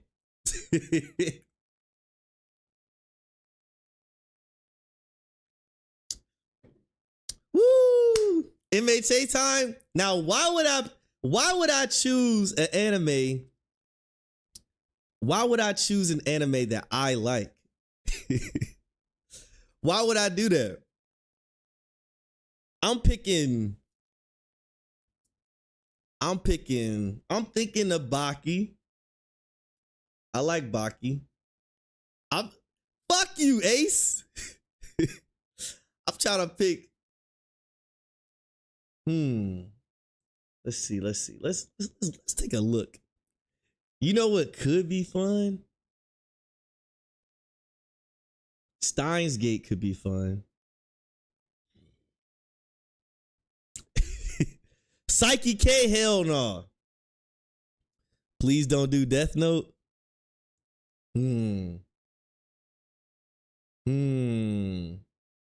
Read a positive review of One Punch Man season 3. You know what? That's kind of interesting, actually. Read a positive review of One Punch Man season 3. That actually sounds. Wait. Okay, we're gonna take a detour. That I actually. I want to see the One Punch Man defender. I want to see the One Punch Man defender. It was dead. Like, cause most of it is like not recommended. That's actually kind of funny. All right, let's see. It's not a lot of positive. All right, let's do this one. Let's do a. Oh no, they gave it a 10. All right, let's do one where they talk a little bit and they give it a higher. Wait, what? Wait, okay, so this is sarcastic. Hold up. Wait. I think this is sarcastic. Hold up. It's so fucking good. Like God tier level of quality. And JC staff with Bandai definitely create one of the masterpiece of a masterpiece anime like the first season of One Punch Man. Except this time it's the opposite. I can't believe how they decided to make one of the most basic, simplest way of pacing used to be, and decided to just make it like great, like fuck One Piece, let's make this the greatest pace abuser anime of all time. Wait, what the fuck is this dude talking about? Man, I don't know what the fuck this guy's talking about. This guy's actually confusing me. Wait.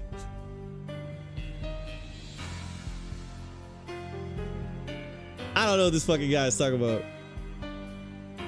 All right, let's read this one. Let's read this one. Let's read this one. All right. Let's see. People get so worked up over nothing. Complaints about the animation quality, the fact that they didn't adapt a certain frame, the use of static images, the manga being better written and drawn, etc., etc. You have every right to want a well-adapted work, especially since the first and second seasons had different levels of quality. But it's not the worst garbage in the world. You and I have seen worse animation. For example, in recent seasons, what happened to Wanna Dance? That 3D is cringeworthy and it wasn't demonized as much as One Punch Man. What the fuck is Wanna Dance? On the other hand, I mean, come on. We're talking about One Punch Man. The fact that the manga has such good artwork is thanks to the fact that a chapter is published every 15 to 22 days and that the artist loves the work. But why don't you criticize the webcomic? That drawing is of low quality. What I'm getting at is, if a story is good, the animation is secondary. High Score Girl, ID Invaded, Sekai Saru Kaido, Piano no Mori, to name a few, are anime with not so great animation, but with fantastic stories that are totally worth watching. So what's the problem then? That One Punch Man isn't a good work overall?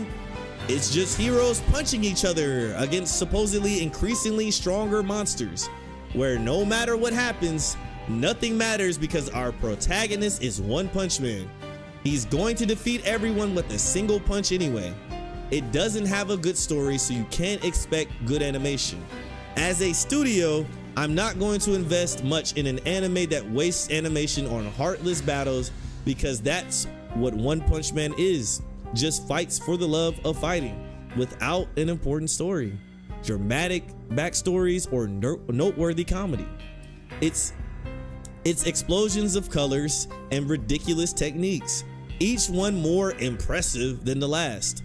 But regardless of everything, in the end, it all goes to solving it with a simple One Punch Man. It's the same joke repeated over and over. This anime should have ended in the first season because it stopped having anything new to say. It just keeps repeating itself. So, to summarize and end this, you can't expect much from a story that can't offer anymore. The internet is upset because the only thing this anime can offer is animation in the fights, and it's not delivering that. But it's pointless. You should be content with watching a decently animated, because if it's decent, it could be much worse. That isn't all that great. It's what happened with the Invincible series. Only they took it in stride and understood that they do all that because of a low budget to deliver something passable. I do recommend it for fans of One's work, and to contradict the 100 of sheep who hate anime just because the internet says it has bad animation. If you're looking for high budget animation, go elsewhere. Anyway, the story doesn't have much to offer, and judging it as an anime without comparisons, it's average and doesn't offer anything special. But that's been known since season 1. hey look, you know what, I kind of like this guy's logic though. I kind of like this guy's logic. I mean, he's defending it while belittling it. Like, he like, this shit ass anyway, nigga. So like, the fuck, the story's ass. It's better than the webcomic. I mean, if you compare it to the webcomic, yeah. Interesting. was a pretty fun review to read, actually. This was the might delete this later of reviews.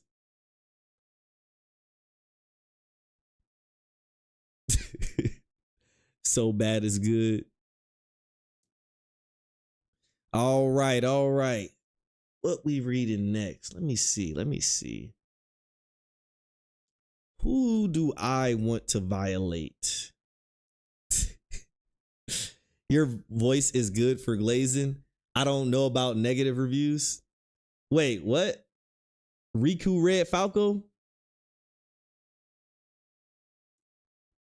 Ooh, Cowboy Bebop. I could slander Cowboy Bebop. That'd be funny.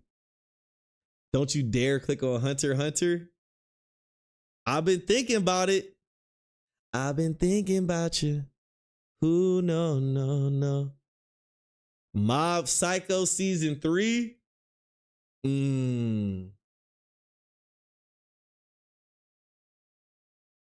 Violet Evergarden. Oh shit. Wait a minute. Great teacher. Shit. Let me check the time. Let me see how many more reviews I'm doing. Oh, it's 1 a.m. Oh, shit. All right, I might do 2 to 3 more reviews. 2 to 3 more. This was a nice first reading though. I like this. Freerin? Oh shit. I could do Freerin actually.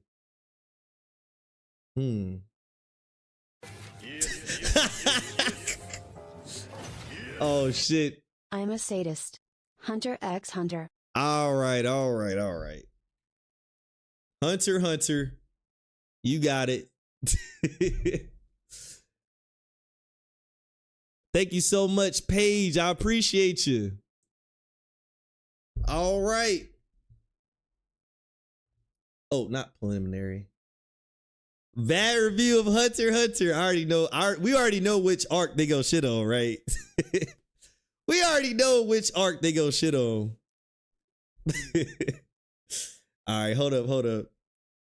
Let's pick it. Then we gonna put the music back on. Goblin Slayer. All right. Damn, this shit got 1,000. All right, they got a lot of funnies. That's good. Damn, this one's pretty long. Funny. I'll look at like some of the little comments in the beginning. See if it's. Oh my god. Okay. Oh my god. 1 out of 10. Oh shit. Yo, thank you so much for the Rico sub. Red Falco just subscribed. SHIT. Appreciate you. Thank you so much. Appreciate you. Okay. It's like we got a lot of good ones to pick from. Here. Okay. 1 out of 10. Oh my god. Oh, wait. There's so many juicy options. Okay, I guess. Let me see. I want to see if I can see any.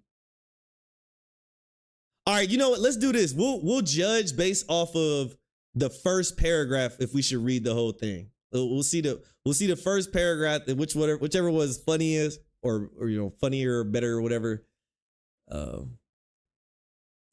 Okay. All right, I read that. Let me see. Okay. All right, they're pretty similar. We'll do the top one. Let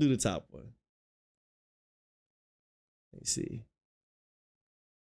I'm just looking for any like certain language, see if they're gonna make some jokes and stuff. I think the second one might be.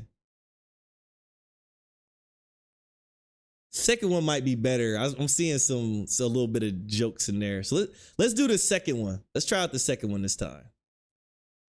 All right, we're gonna start the music. Maybe you could incorporate a one per stream, let a chatter read one. Transnational okay. one just subscribed. SHIT. You guys want to do let a chatter? You guys want to one of you guys read? I'll let one of you guys read. All right. After this, I'll let one of you guys read then. All right.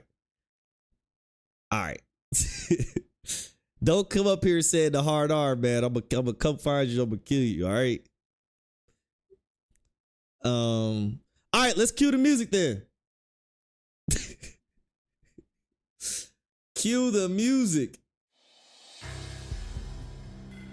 All right. Hunter, Hunter. Time to slander. Time to slander. All right.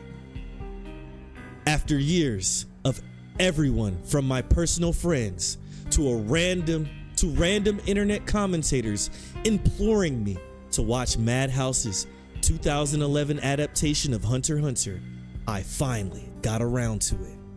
I was told that this was the best long-form battle shonen out there, avoiding all the sins of mediocrity other shonen titles like Naruto, One Piece, and Bleach commit. I was told that Hunter x Hunter did not constantly try to implausibly escalate the stakes of each battle, didn't rely on boring cliche motivations of characters just wanting to get stronger for no reason, did not draw out its battle sequences for outrageous lengths of time, did not include random unnecessary filler. When I looked more into it, I saw that its animation was far superior to anything I'd seen of a similar length, and that it was in the all-time top 5 on my anime list. I came into it with somewhat high expectations. I was not expecting a masterpiece, but at least a competently written and directed series that would outpace the mediocrity I've come to expect from this genre. It turns out I must not be in on some elaborate shit-side joke or meme. After sitting through 148 episodes of this, I do not see how anybody over the age of 12 could impartially think this series is anything special. The bottom line is, this is one of the most competently incoherent, unevenly paced, poorly thought out, and generic series I've ever seen. It turns out, I suppose I'll start with my positive notes about the series. First, the animation is noticeably better than just about any series of this length. It got a little slipshod for moments around episodes 100 to 120 with ill-fitting CGI thrown in there now and then, but started and ended strong and was never unnervingly bad. My biggest complaint about the art style, which has way more to do with the source material than Madhouse's animation quality, is that the character designs are not coherent with each other. With a few exceptions, examples Hisoka, Biscuit, and Palm, they look fine, but it looks like they were all ripped out of completely different series. However, I suppose that's a sign of things to come, as the plot is also an incoherent mess that feels like several different series randomly crammed together. Another positive note is that the soundtrack is actually rather exceptional, almost ill-fittingly so considering how weak the series is itself. However, various tracks were overused and ran somewhat hollow towards the end. Overall, the soundtrack might have been the best point of the series.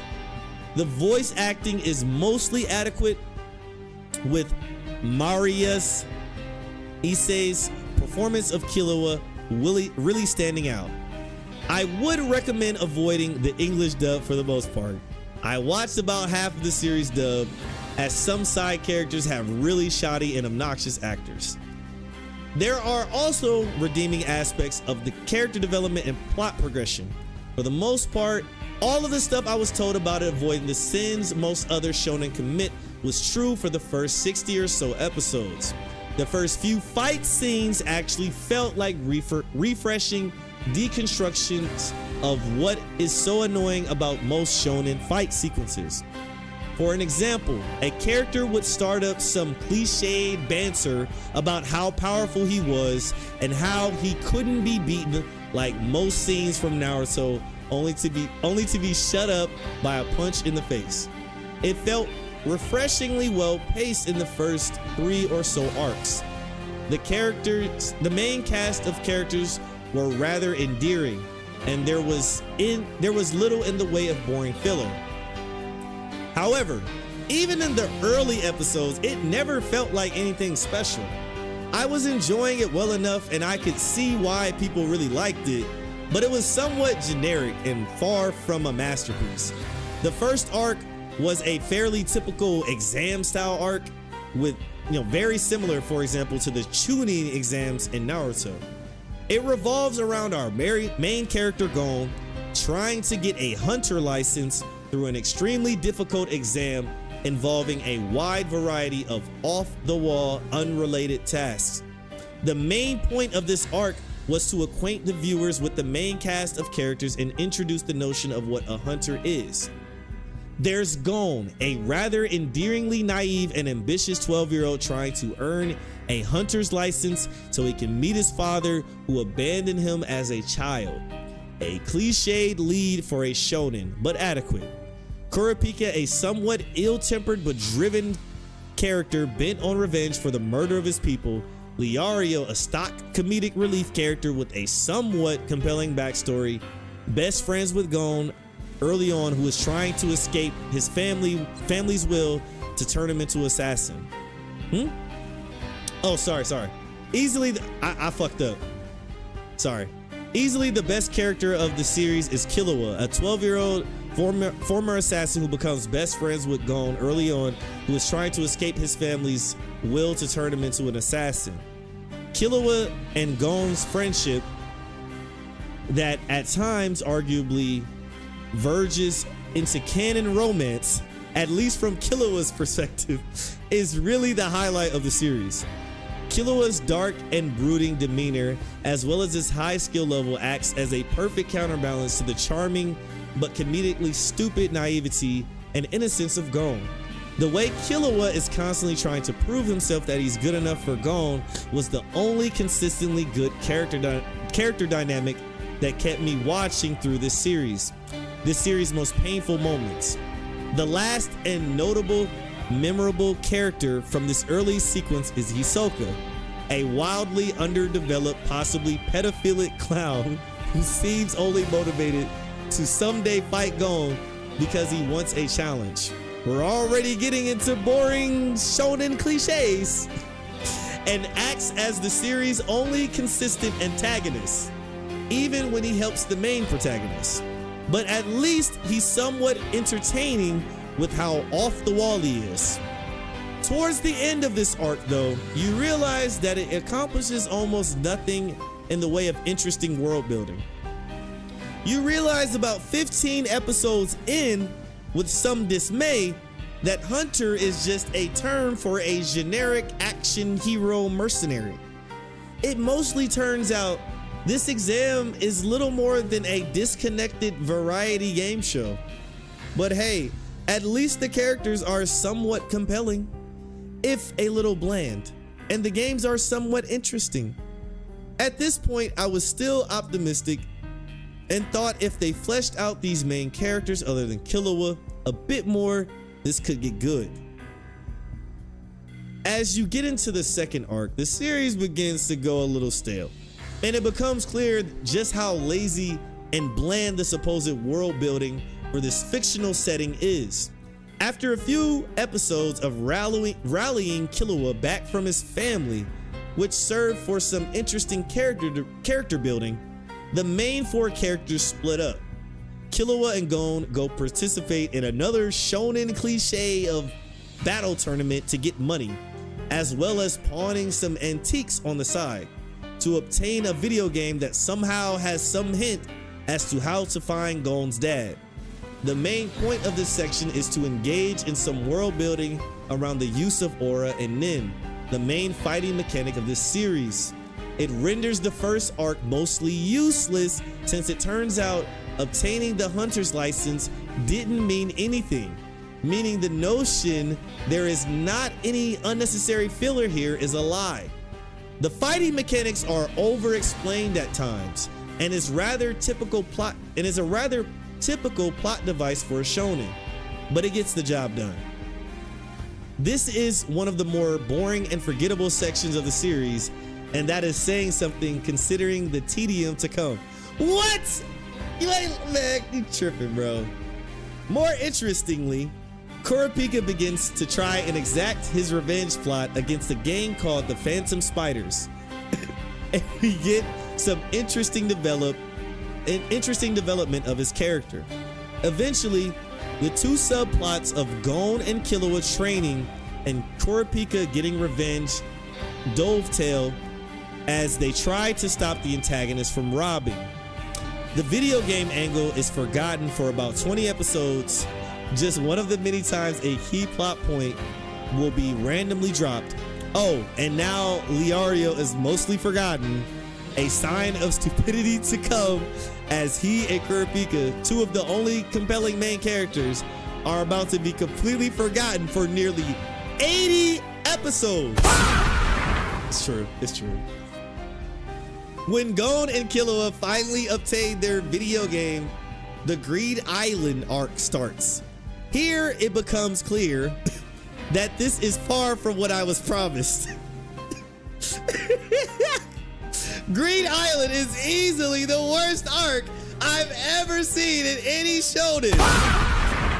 The basic premise of this is basically the bastard child of Yu-Gi-Oh! And Sword Art Online, but somehow manages to be worse than both. Almost everything that happened in the first few arcs is completely forgotten. Gon again gets completely distracted from the goal of finding his father and gets sidetracked with the game and another random unnecessary training sequence. Killua acts completely out of character throughout this arc and is almost as naive as Gon suddenly. Almost every other character from earlier in this series is entirely absent, and an entirely new cast of characters is introduced, as well as an over-explained, convoluted new plot device of a stupid card game.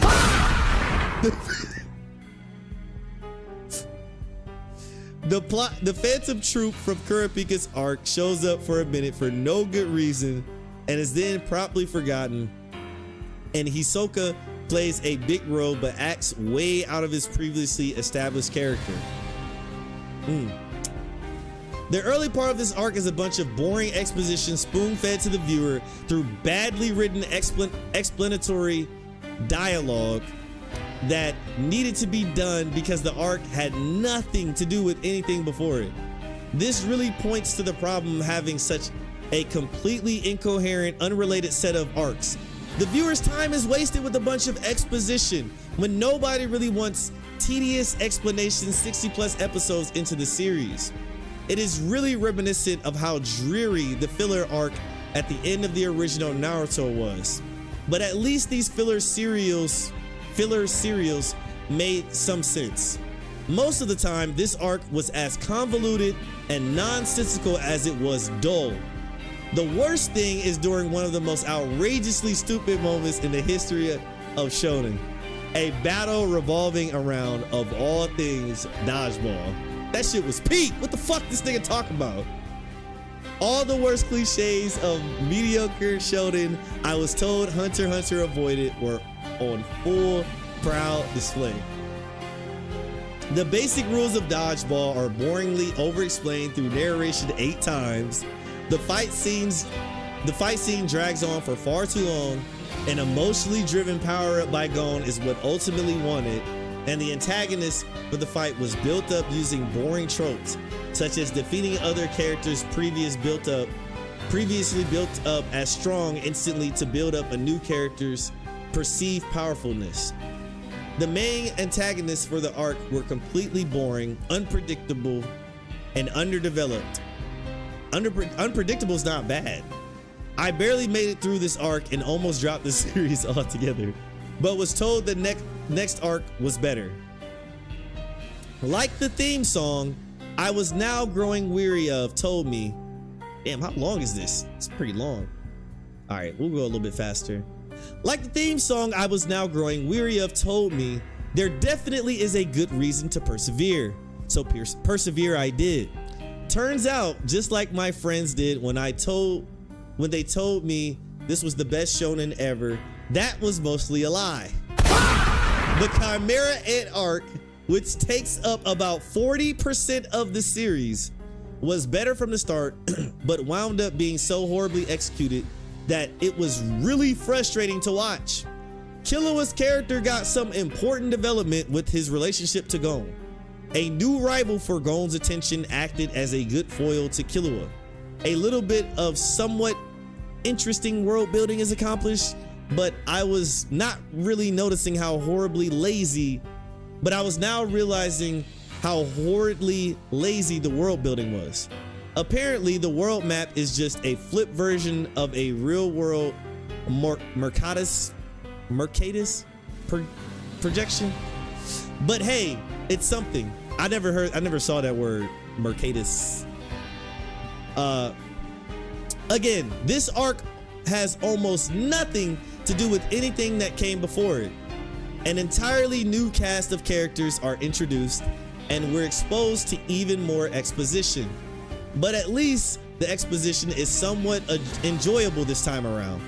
The premise of this arc is that a bunch of humanoid ants are killing everyone in one country to try to give birth to a new king. And Gon and Killua join some old friends of Gon's father to stop it.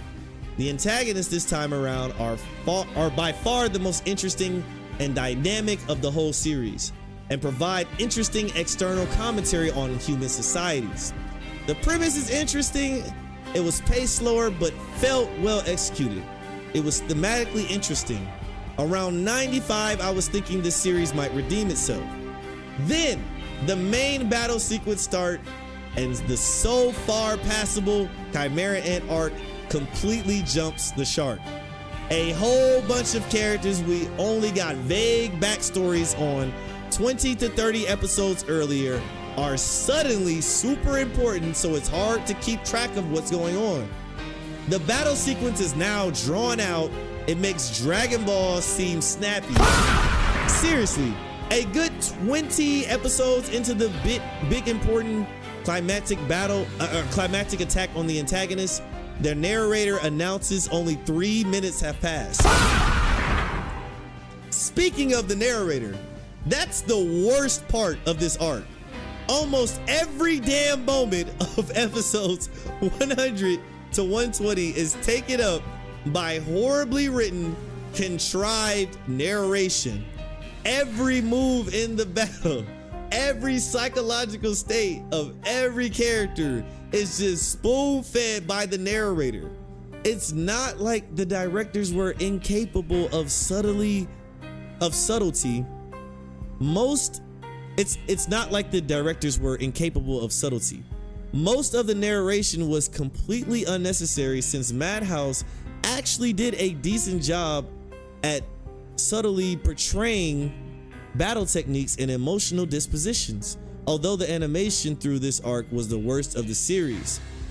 The moment you almost get into the atmosphere of a scene during the battle, the narrator's there to break the fourth wall and ruin everything, destroying any emotional depth that could be salvaged. The whole point of a visual medium like a television series is to show us characters' dispositions, motivations, and beliefs, or even the basic events of the plot, not just to tell it to us. Otherwise, we might as well forego every single film adaptation of novels and stick to audiobooks. For the most part, this sub-arc felt more like an audiobook than an anime. Worst yet, the events at the climax of the battle are as implausible as they are ridiculous. Gon's happy and naive character fantastically changes way too quickly into a bloodthirsty sadist during another revenge arc, because Kurapika's been forgotten for about 80 episodes. As he seeks vengeance for another minor side character we've barely gotten to know. The battle hilariously escalates into ridiculousness. Character designs become downright stupid. At one point, the antagonists turn into chibis, and Gon looks like handsome Squidward with impossibly long hair. Fights between minor side characters we do not really care about that much are drawn out into 3-episode sequences, and things escalate beyond crudely. Ranking of Kings. I got you. Got you. Thank you so much, by the way. When all the dust is settled, 8 or so episodes are spent on the resolution to this arc. There are flashes of brilliance here and there, and you're thankful the narrator has finally shut the hell up. The most notable moment is the finale for the main antagonist of this arc, Meruem, which was probably the best directed scene of the series. It was so high quality, it felt out of place since the animation quality dipped during the battle. Other than that, there were a bunch of scenes that were supposed to be emotionally charged, but so many characters were introduced 30 or so episodes ago with little development in between. The viewer is mostly spent struggling to remember who was who and wondering why she should care. It's a shame. This arc had a lot of potential, but it was wasted on fantastically dumb battle sequences and contrived narration to shoehorn in as many new characters as possible, rather than focus in on the few compelling characters and events in the arc.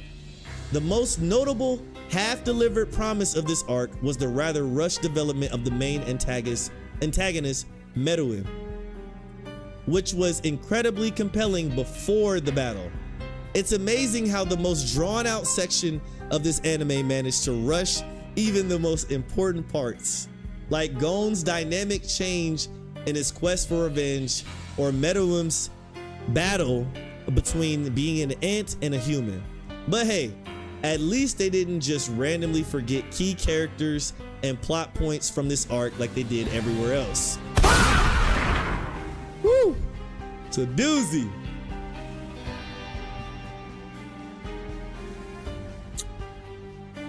The final mini arc is when this series got extremely tedious, boring, and entirely unenjoyable. Even more tedious than the drawn-out battle sequence. Gon is injured from the big fight. Killua needs to go retrieve his sister, who has some special power to heal him, who at this point we've never met and have no clue why Killua cares so much for her if he's never mentioned her. But I guess expecting basic narrative coherence was out of the question at this point. This would be fine, except it keeps getting sidetracked with this tedious political drama about the Hunter organization trying to run an election, which is mostly extremely dull, bureaucratic dialogue with a bunch of crudely designed characters we've never met before who are introduced in a rushed fashion.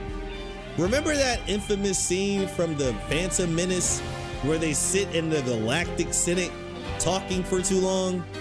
Imagine that for about 6 episodes worth of content. It's a miserable watch. Damn, this shit long. All right, let's end it.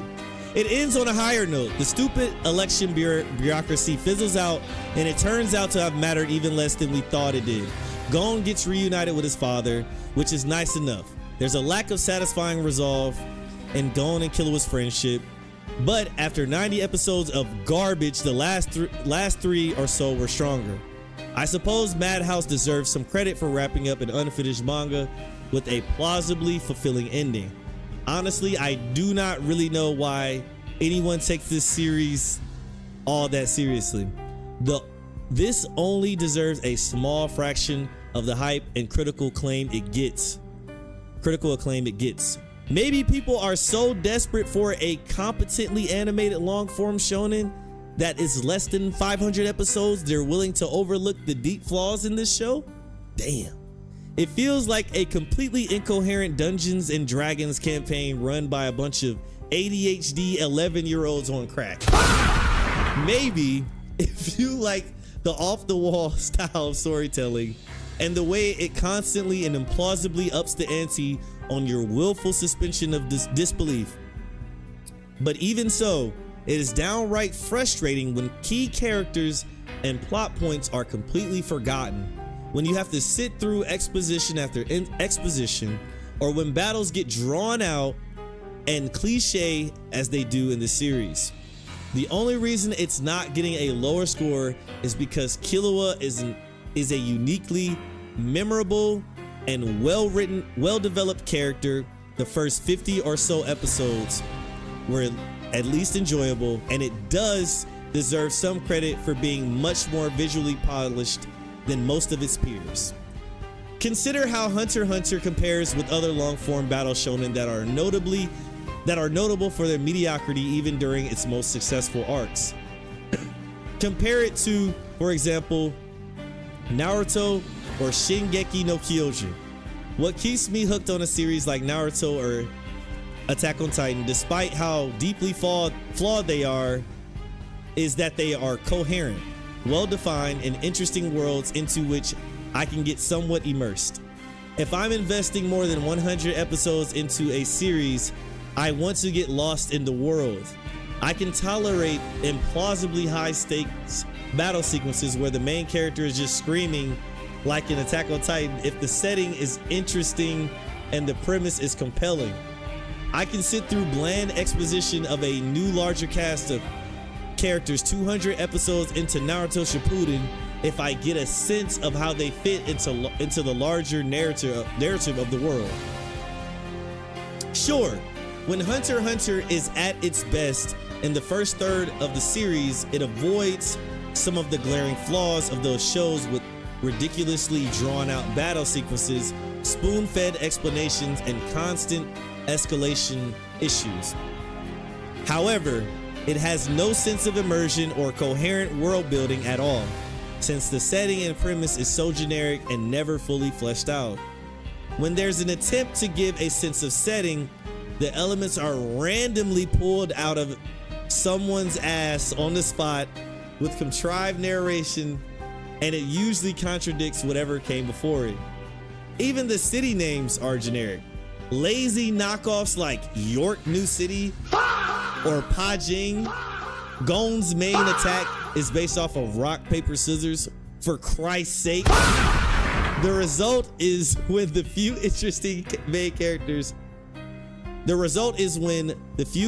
interesting main characters are absent, and I'm forced to sit through more exposition of new characters and battle techniques, or when it begins to fall into those bad battle shonen cliches during the Chimera Ant arc and Greed Island arcs.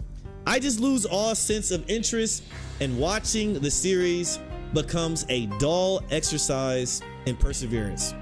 Ultimately, that lazy world building and lack of coherence makes Hunter x Hunter even worse than most of the mediocre shonen to which it favorably compared. Paired with the way key points are just dropped and forgotten for good, and the cast of characters becomes so large and rushed, the whole series becomes downright frustrating. At its best, Hunter x Hunter is a rather unremarkable battle shonen with a handful of memorable characters. At its worst, it's a completely coherent, tedious, barely watchable mess. At any given moment, it could be anything between those two extremes. Even though there are a lot of enjoyable moments and some characters to salvage from the series, I have a hard time recommending this to all but the most hardcore shonen fans. Damn! This nigga's fucking review was the Chimera Ant arc. Jesus Christ. All right. Jesus Christ. Do y'all think we should go? Is that a good length of a review to pick, or should we go shorter than that? Y'all let me know. I don't really mind. We can go shorter than that till we get the sweet spot. We just did Hunter x Hunter, but somebody donated for, I gotta check actually. Donated for Ranking of Kings. Okay, so JJJ, we were, you want shorter than that? All right, let's go shorter. Shorter. All right, shorter. All right, JJJ, we were saying we were gonna have somebody from the chat come on up and read it. But JJJ, since you donated, if you want me to read it, I'll read it. But if you want to give somebody from the audience, Riku. I remember you. I remember you from the Discord.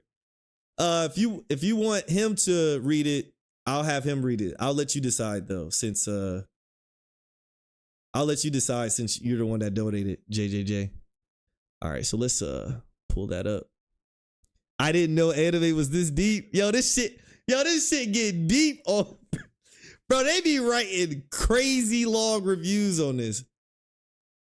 They really be into this shit.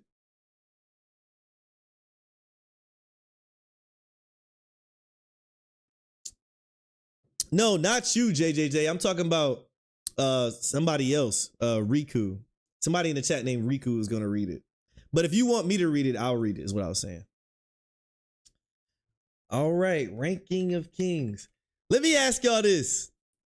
Do you guys think I think Ranking of Kings is good, or do y'all think that's an anime I would dislike? Let me know what y'all think. Do y'all think I like Ranking of Kings, or I think I dislike it? Yeah, that line. Yeah, that line. This is grapefruit, actually. You use the song intro.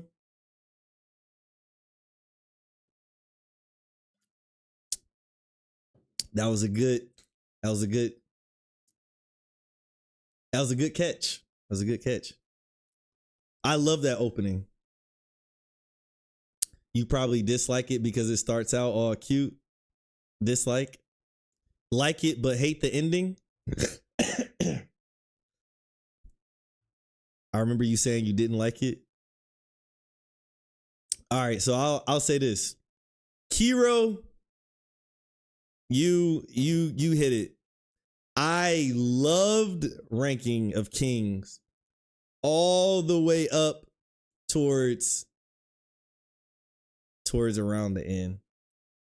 I loved Ranking of Kings all the way up till the end part of it.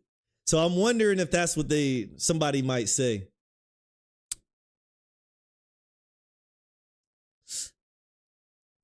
I loved it. I think Ranking of Kings is, I still would say I like Ranking of Kings more than I dislike it. I wonder if they're gonna do a season 2 though. That'd be nice. But JJJ, do you want this Riku Red to read this review, or do you want me to read it? All right, so we're going shorter than last time. This could be nice. That one's pretty short. Yeah, this way we'll be able to get through a lot more. I started this anime, but didn't finish it because it had some episodes. Binged it, then was waiting and forgot about it. Yeah, that happens. Riku can? All right, Riku. Let's see. All right, jump in the Discord. And so this is what we're gonna do.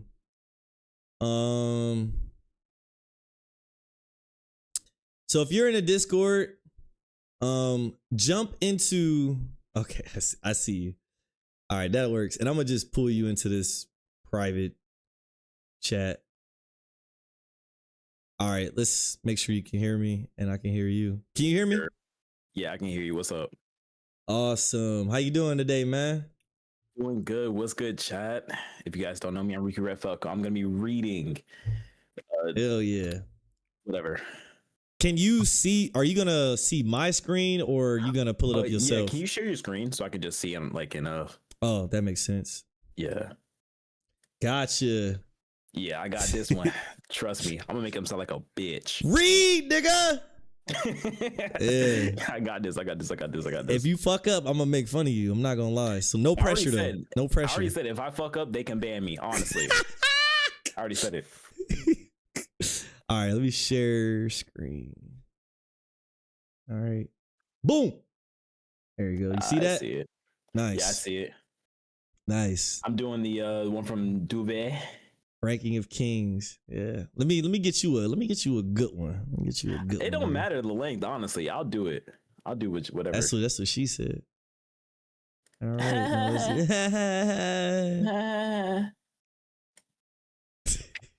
The stakes are high. I'm just trying to get you as flustered as possible, you know? Only good. Pause, but thank you. Trying to make you stutter. You know what I'm saying? I could play my laugh soundboard. What the fuck? Yeah. Okay, this one look pretty. This look pretty good. Let me turn you up. All right. Okay. Total. Okay. Okay. Okay. Let's try this one. Let's try this one right here. You see that? Oh my god. Okay. Yeah. So before I say anything, I'm not an anime watcher. So if I say any names wrong, please forgive me. Nice. What the fuck? Okay. Okay, I was not expecting this. Okay. Are you ready? I'm ready. I'm ready. Yeah. All right.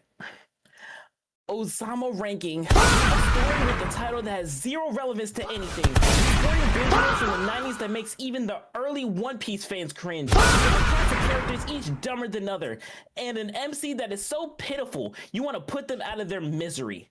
If this show gets an 8.5 rating on MAL, God save us all. Animation, art, general visuals, 7 out of 10. This show looks stupid. There, I said it. It does. The art style is just stupid. The animation quality is however pretty good. If only the show didn't look like it was drawn by someone from the 90s. Still, action scenes are quite fun. Though some of the fights are rather poorly directed, it makes little sense. I'm also not a fan of the ketchup raspberry jam blood. I wasn't sure if I was in fights to the death or someone making breakfast. I'm sorry. I'm here to sound. Why are you reading like that? But keep doing it. Just like some hoes, man. I'm sorry. You know what? That's good. That's good. I like that. Okay, muffle. Okay. Sound, music, voice acting, 8 out of 10. I guess there's not much to complain about here.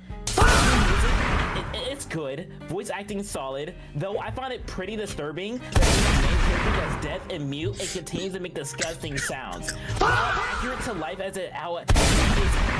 to how a deaf and mute person would speak if they tried, I'd rather the MC was just completely silent instead.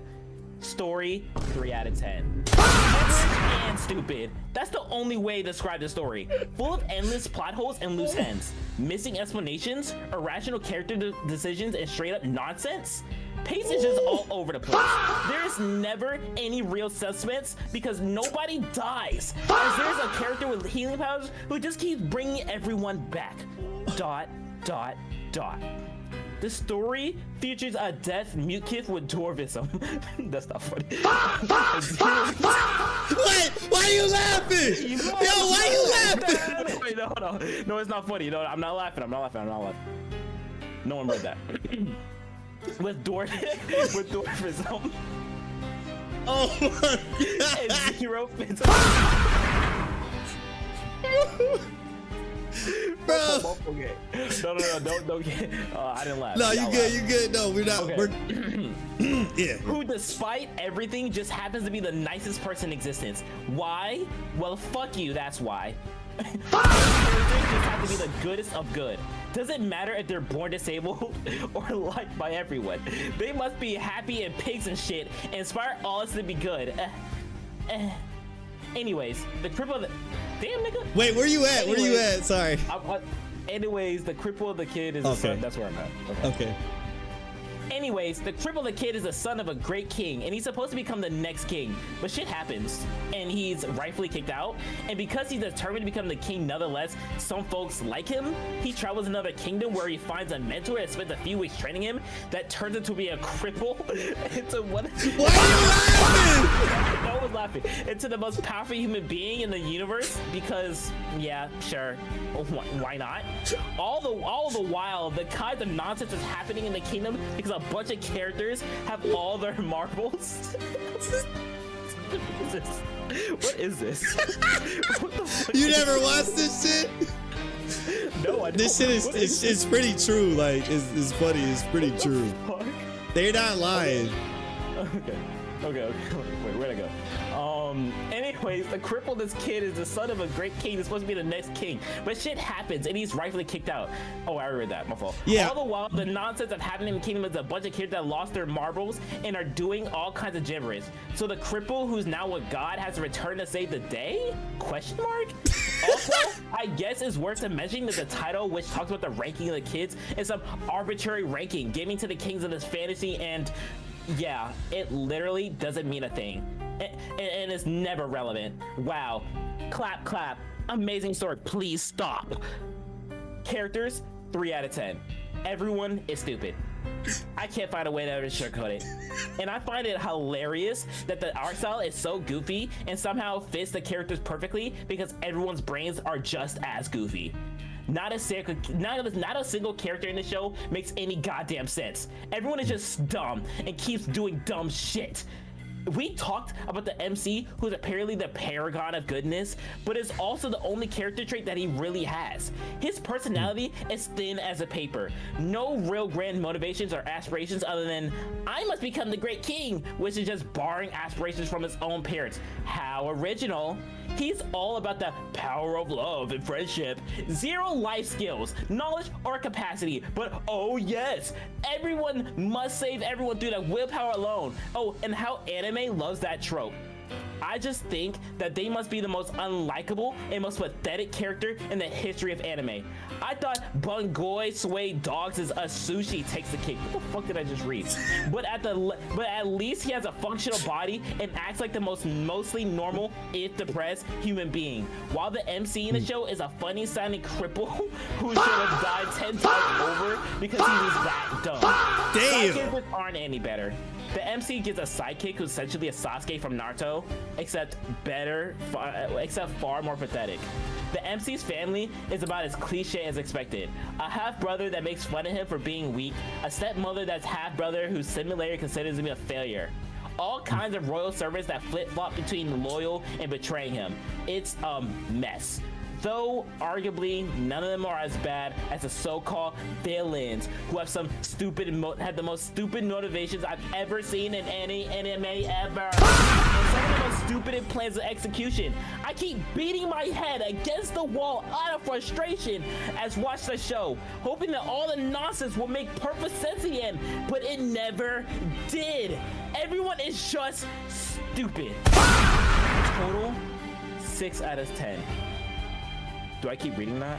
Yeah, you just read it. You basically done. Adventures of a crippled Tyrion Lannister if he was dropped on the floor as a baby, aka Osuma Ranking. It's a show I cannot recommend because I don't understand who is supposed to appeal to. The fantasy world is a promise, but exposition is bare bones, and bunch of concepts are barely touched. Rank of the Kings, Kingdoms of Gods, the Underworld, none of it explained or fleshed out. The characters are dumb, visuals goofy, but I guess it's worth watching for one reason.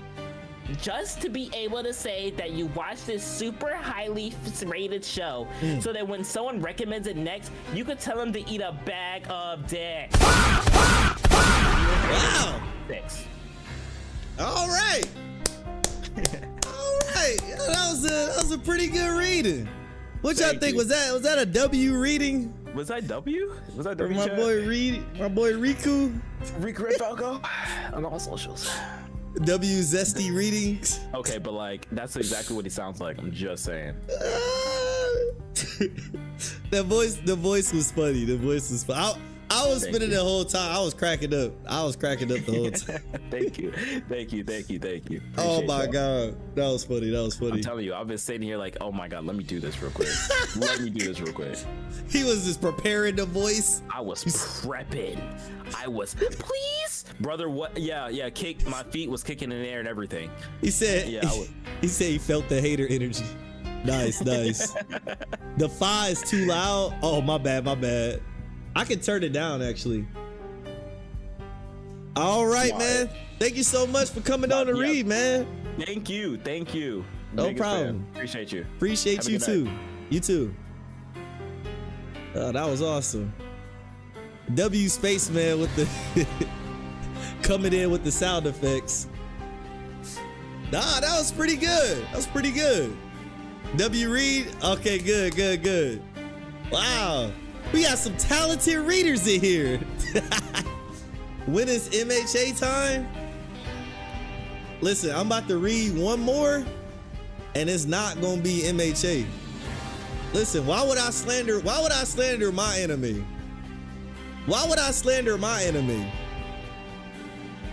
You know what I'm gonna read? Yo, Ace, let me ask you this, for example, right? For example, Ace, what's your favorite anime, for example? I want you to think about this. So, Ace, what's your favorite anime?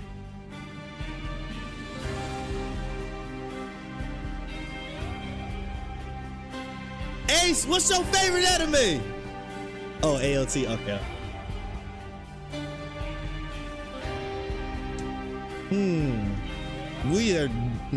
There's no way I'm doing MHA final season. Going to take a bribe? I'll take a bribe. Oh, there's a chat delay. Can we drop a hate review on Your Lion April if we hating on Ranking of Kings for being disabled? We can slander the ill too, right? I mean, I guess. I'm about to see what I'm trying to slander for the last one. One Piece is too easy, you know? One Piece is too easy.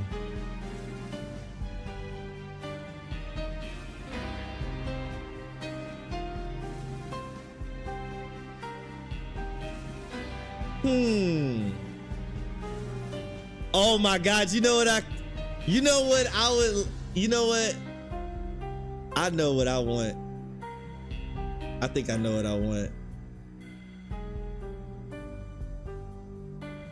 All right, we'll do one more. We'll do one more for today. Ninja Kamui is too easy. I think jobless reincarnation. Should I do jobless reincarnation?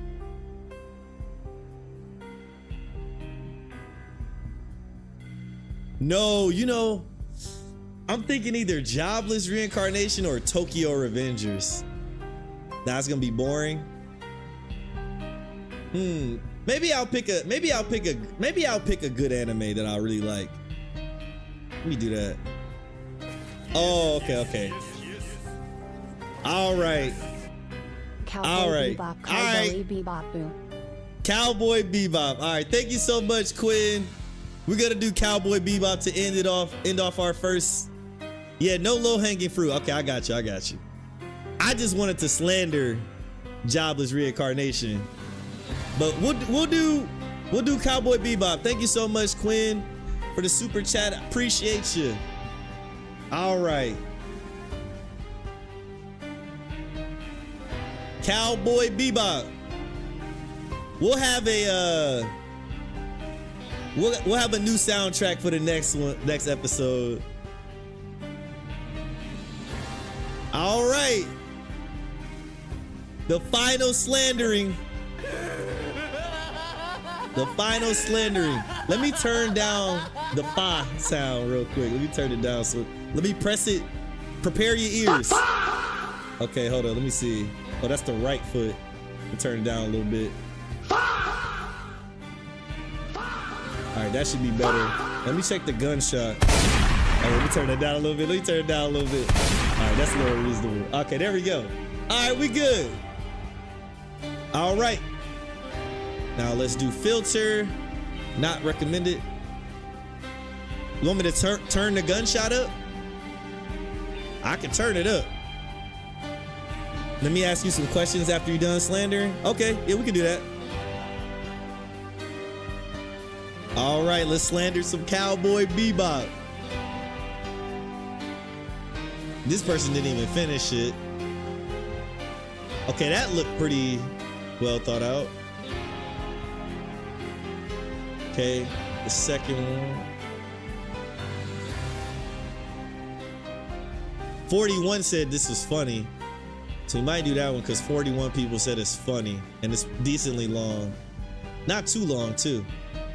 Should I do some stupid zesty voice now?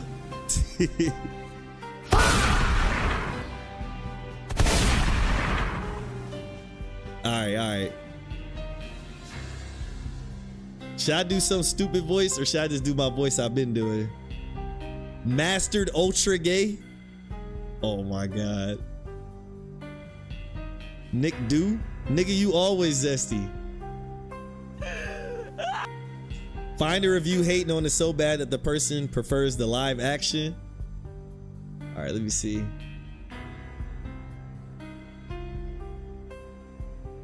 Try not to spoil it. I gotta skim through to see.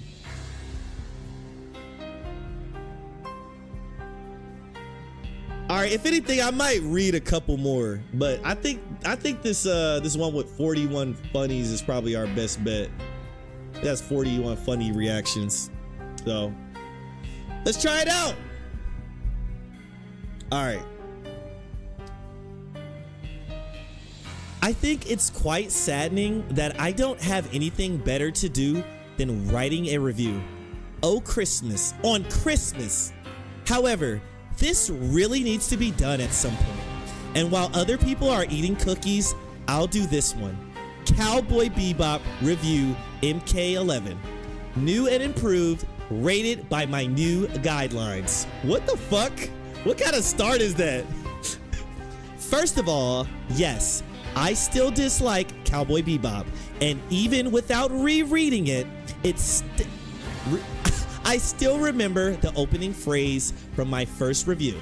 I'll refrain from it this time though, because at some point I stopped caring about whether I like that particular anime or not. I just want to give a fair rating. Story for me is defined by its main plot, the setting used, as well as the execution of the storyline. Why did I agree to this?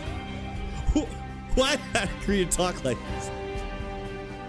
First, for the main plot, the most episodes are without any relevance to the plot.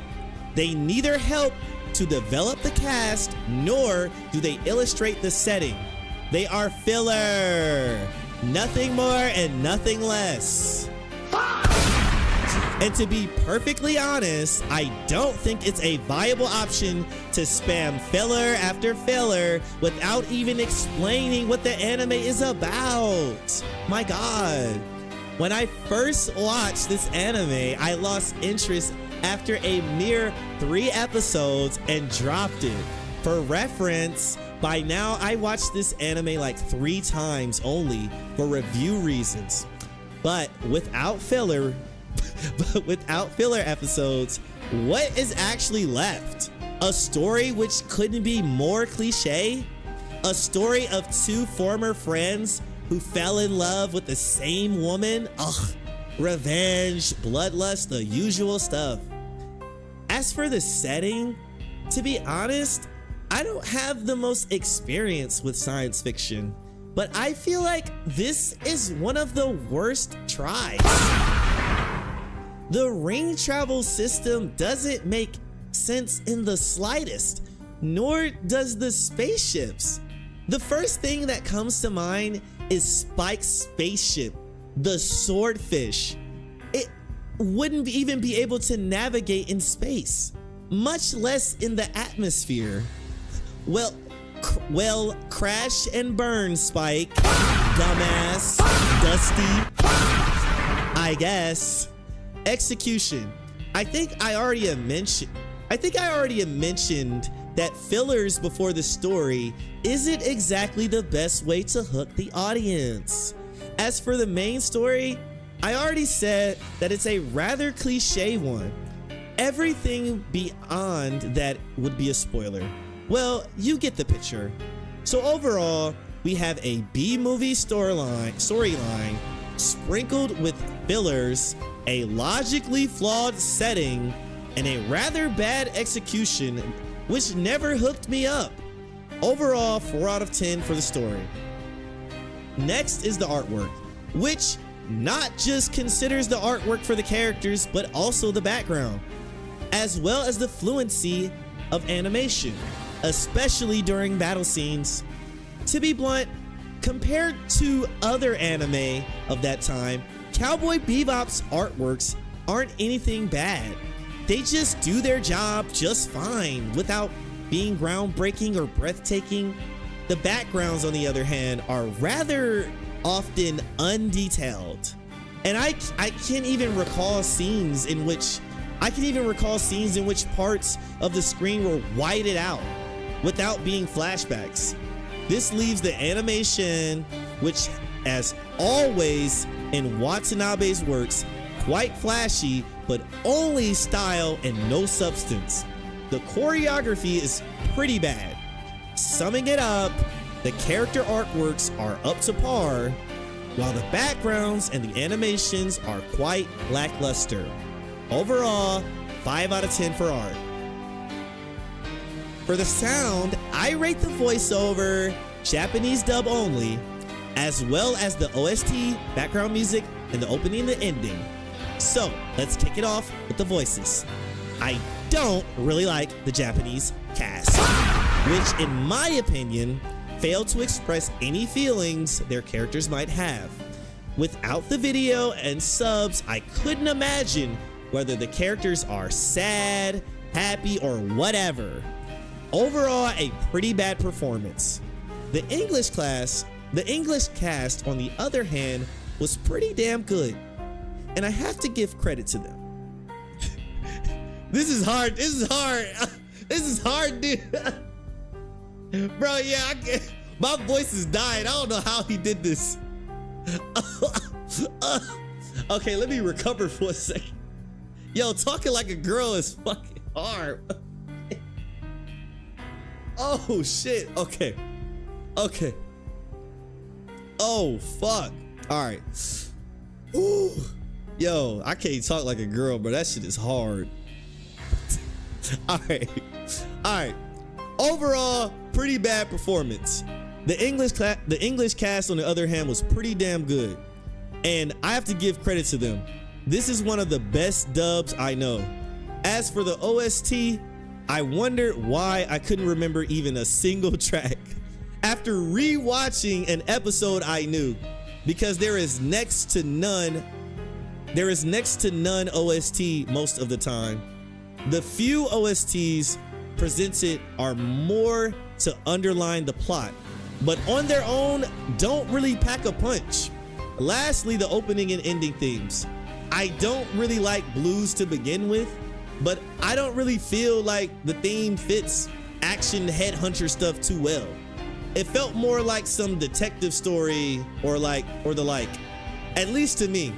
As for the ending, the real folk blues fits way better and brings closure to each episode.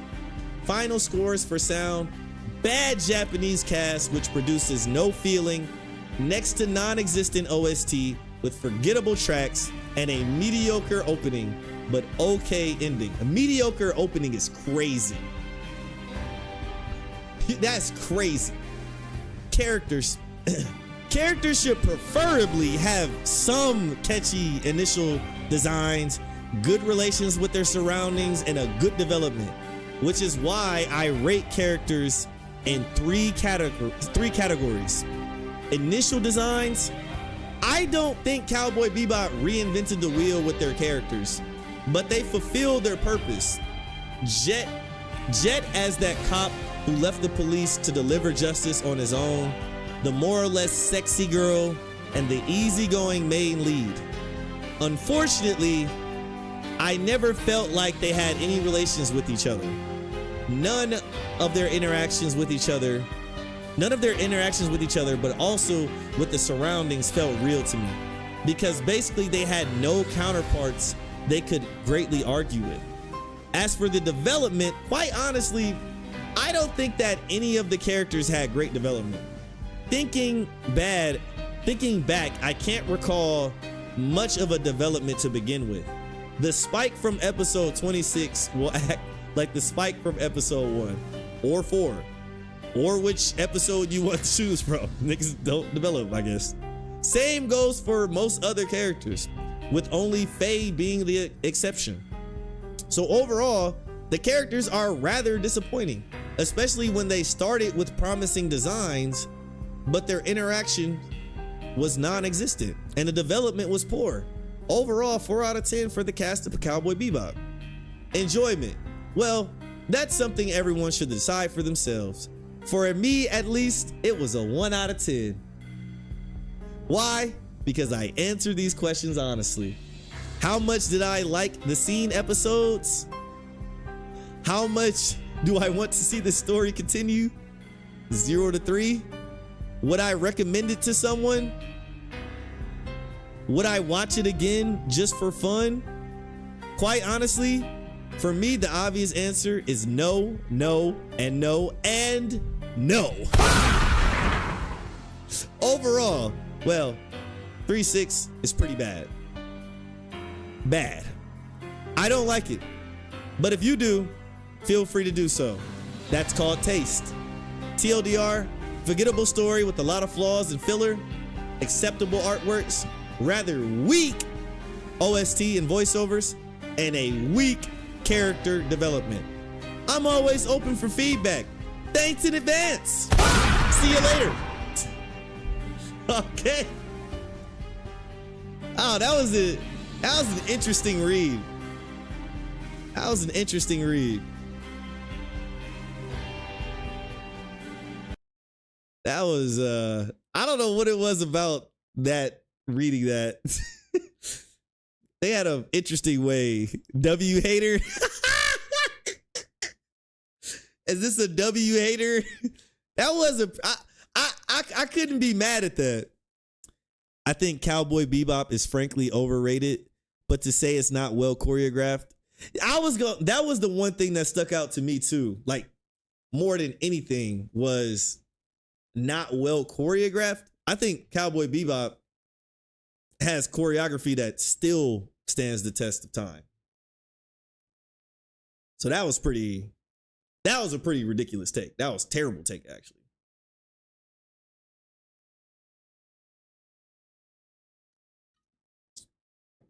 That was a terrible take. This dude's favorite TV show is live action Bebop. I didn't even watch that shit. I should watch that. You know what I was thinking about doing for a stream?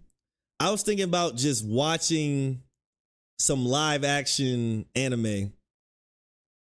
I think that'd be hilarious. Just to see what it looked like. But what'd you guys think about that review? Is that a W review?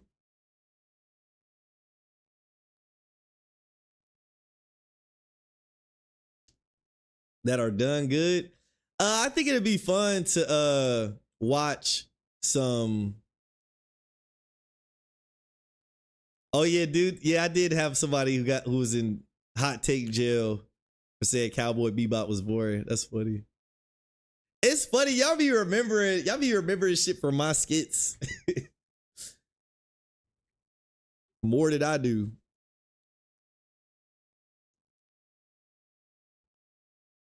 Yeah, I think it'd be fun to watch a mixture of like good live action anime and bad, if there are good ones. W reviews, especially when Riku, bruh.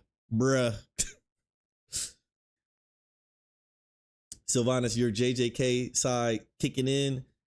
You stuttering on irrelevance. Listen, man. Hey, reading a lot is not easy. I actually just recently watched Edge of Tomorrow. When I say recently, I mean like within the last year.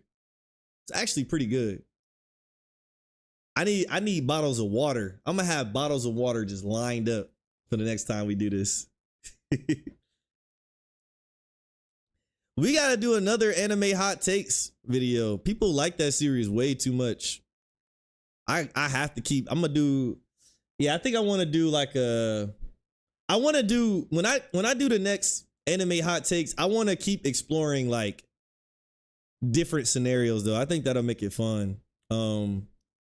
Like I want to do like like prison riot, maybe a scenario before somebody gets sent to prison or courtroom. I think there's a lot to play around with that. So I might start drafting that up pretty soon, actually, because people always asking for that. But those videos are hard to make. Those videos are hard to make. Anime hot takes videos are probably some of my hardest videos to create, I would say, because of the sheer amount of characters and things being said. That's why the last one I had you guys give me some takes. But yeah, those videos are hard.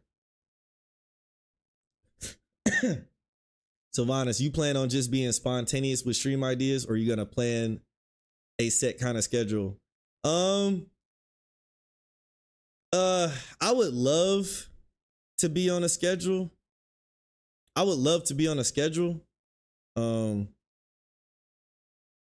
That just requires me to be more disciplined. But my biggest thing is this, right? If anything, I'm going to be consistently spontaneous, if that makes any sense. Like, if anything, maybe I won't always do, like if we decide to make this a series that I do once a week, right? Because I got ideas like this, right? So this is one of the new ideas I have. Like, oh, let's do this one time a week. Let's do a music stream one time a week. But I also have other ideas too. I want to start doing more live action skits. But those are I gotta like set that up, and that's But I might introduce live action skits as one of the weekly things I do. But the schedule is gonna be basically, hey, expect probably 2 to 3 gaming streams, a community day stream. Okay, yeah, we do. So yeah, probably expect like 2 to 3 gaming streams. Probably I might interchange this stream with something else. And then one music stream. And we can do a community day. She's right about the plot and character development. Yeah, that part was actually funny when she was like, the character is exactly the same episode 1 in 26. That's like it's a pretty damning criticism. I must say that is a pretty strong criticism that I don't know if I can argue with. But I haven't finished Cowboy Bebop. Like I was watching it, and how sometimes you watching something and then you lose track of what episode you're on, or you just get busy with something, and then it's hard to finish it because you like don't even know where you left off. Would you ever play Hollow Knight and Silk Song? Yeah, I still need to beat Silk Song. I just started playing it, but I didn't beat it. L review, but W for effort for watching Bebop 3 times to hate on it 3 times. True hater. Yeah, W hater, man. What do you think of the new anime of this season? Easy going territory defense by the optimistic. What the fuck is that? What the hell is that?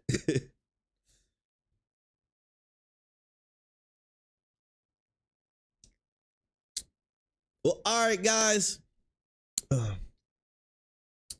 think we're gonna wrap it up there. How long have we been live today? I'm about to wrap it up around there because I want to keep it, you know. How long have we been live? Let me check. I want to see. I can't even tell. Like, I don't even know how long that felt. This felt like a long stream. All right.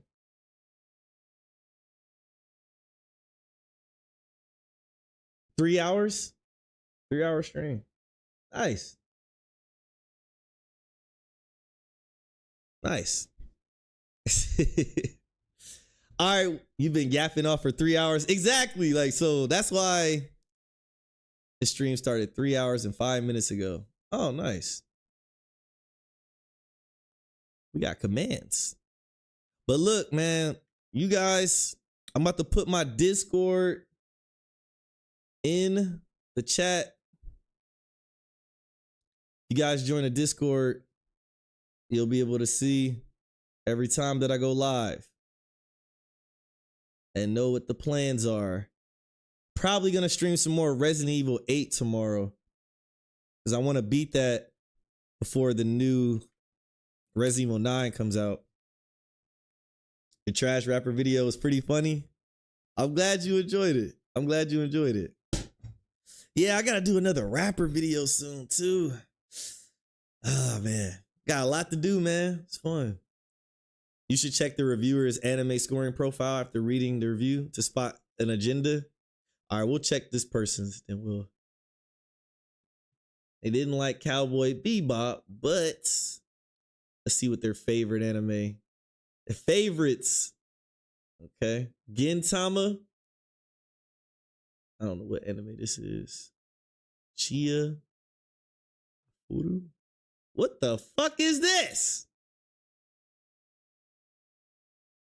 Bloom into you. Holy shit.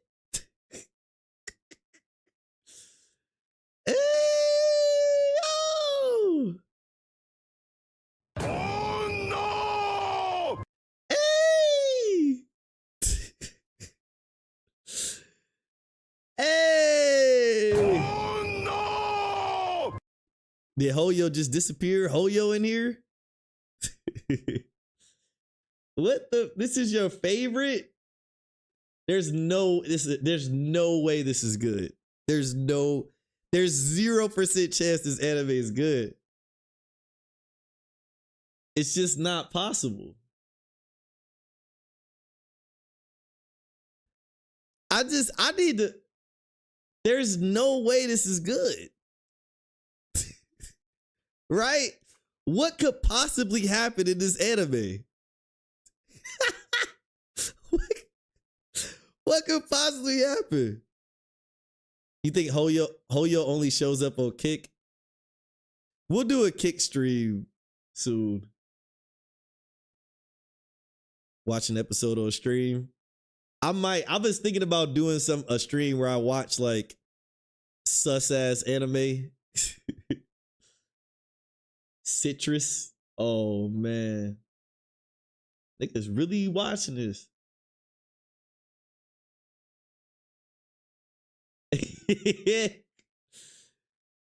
Nah, man.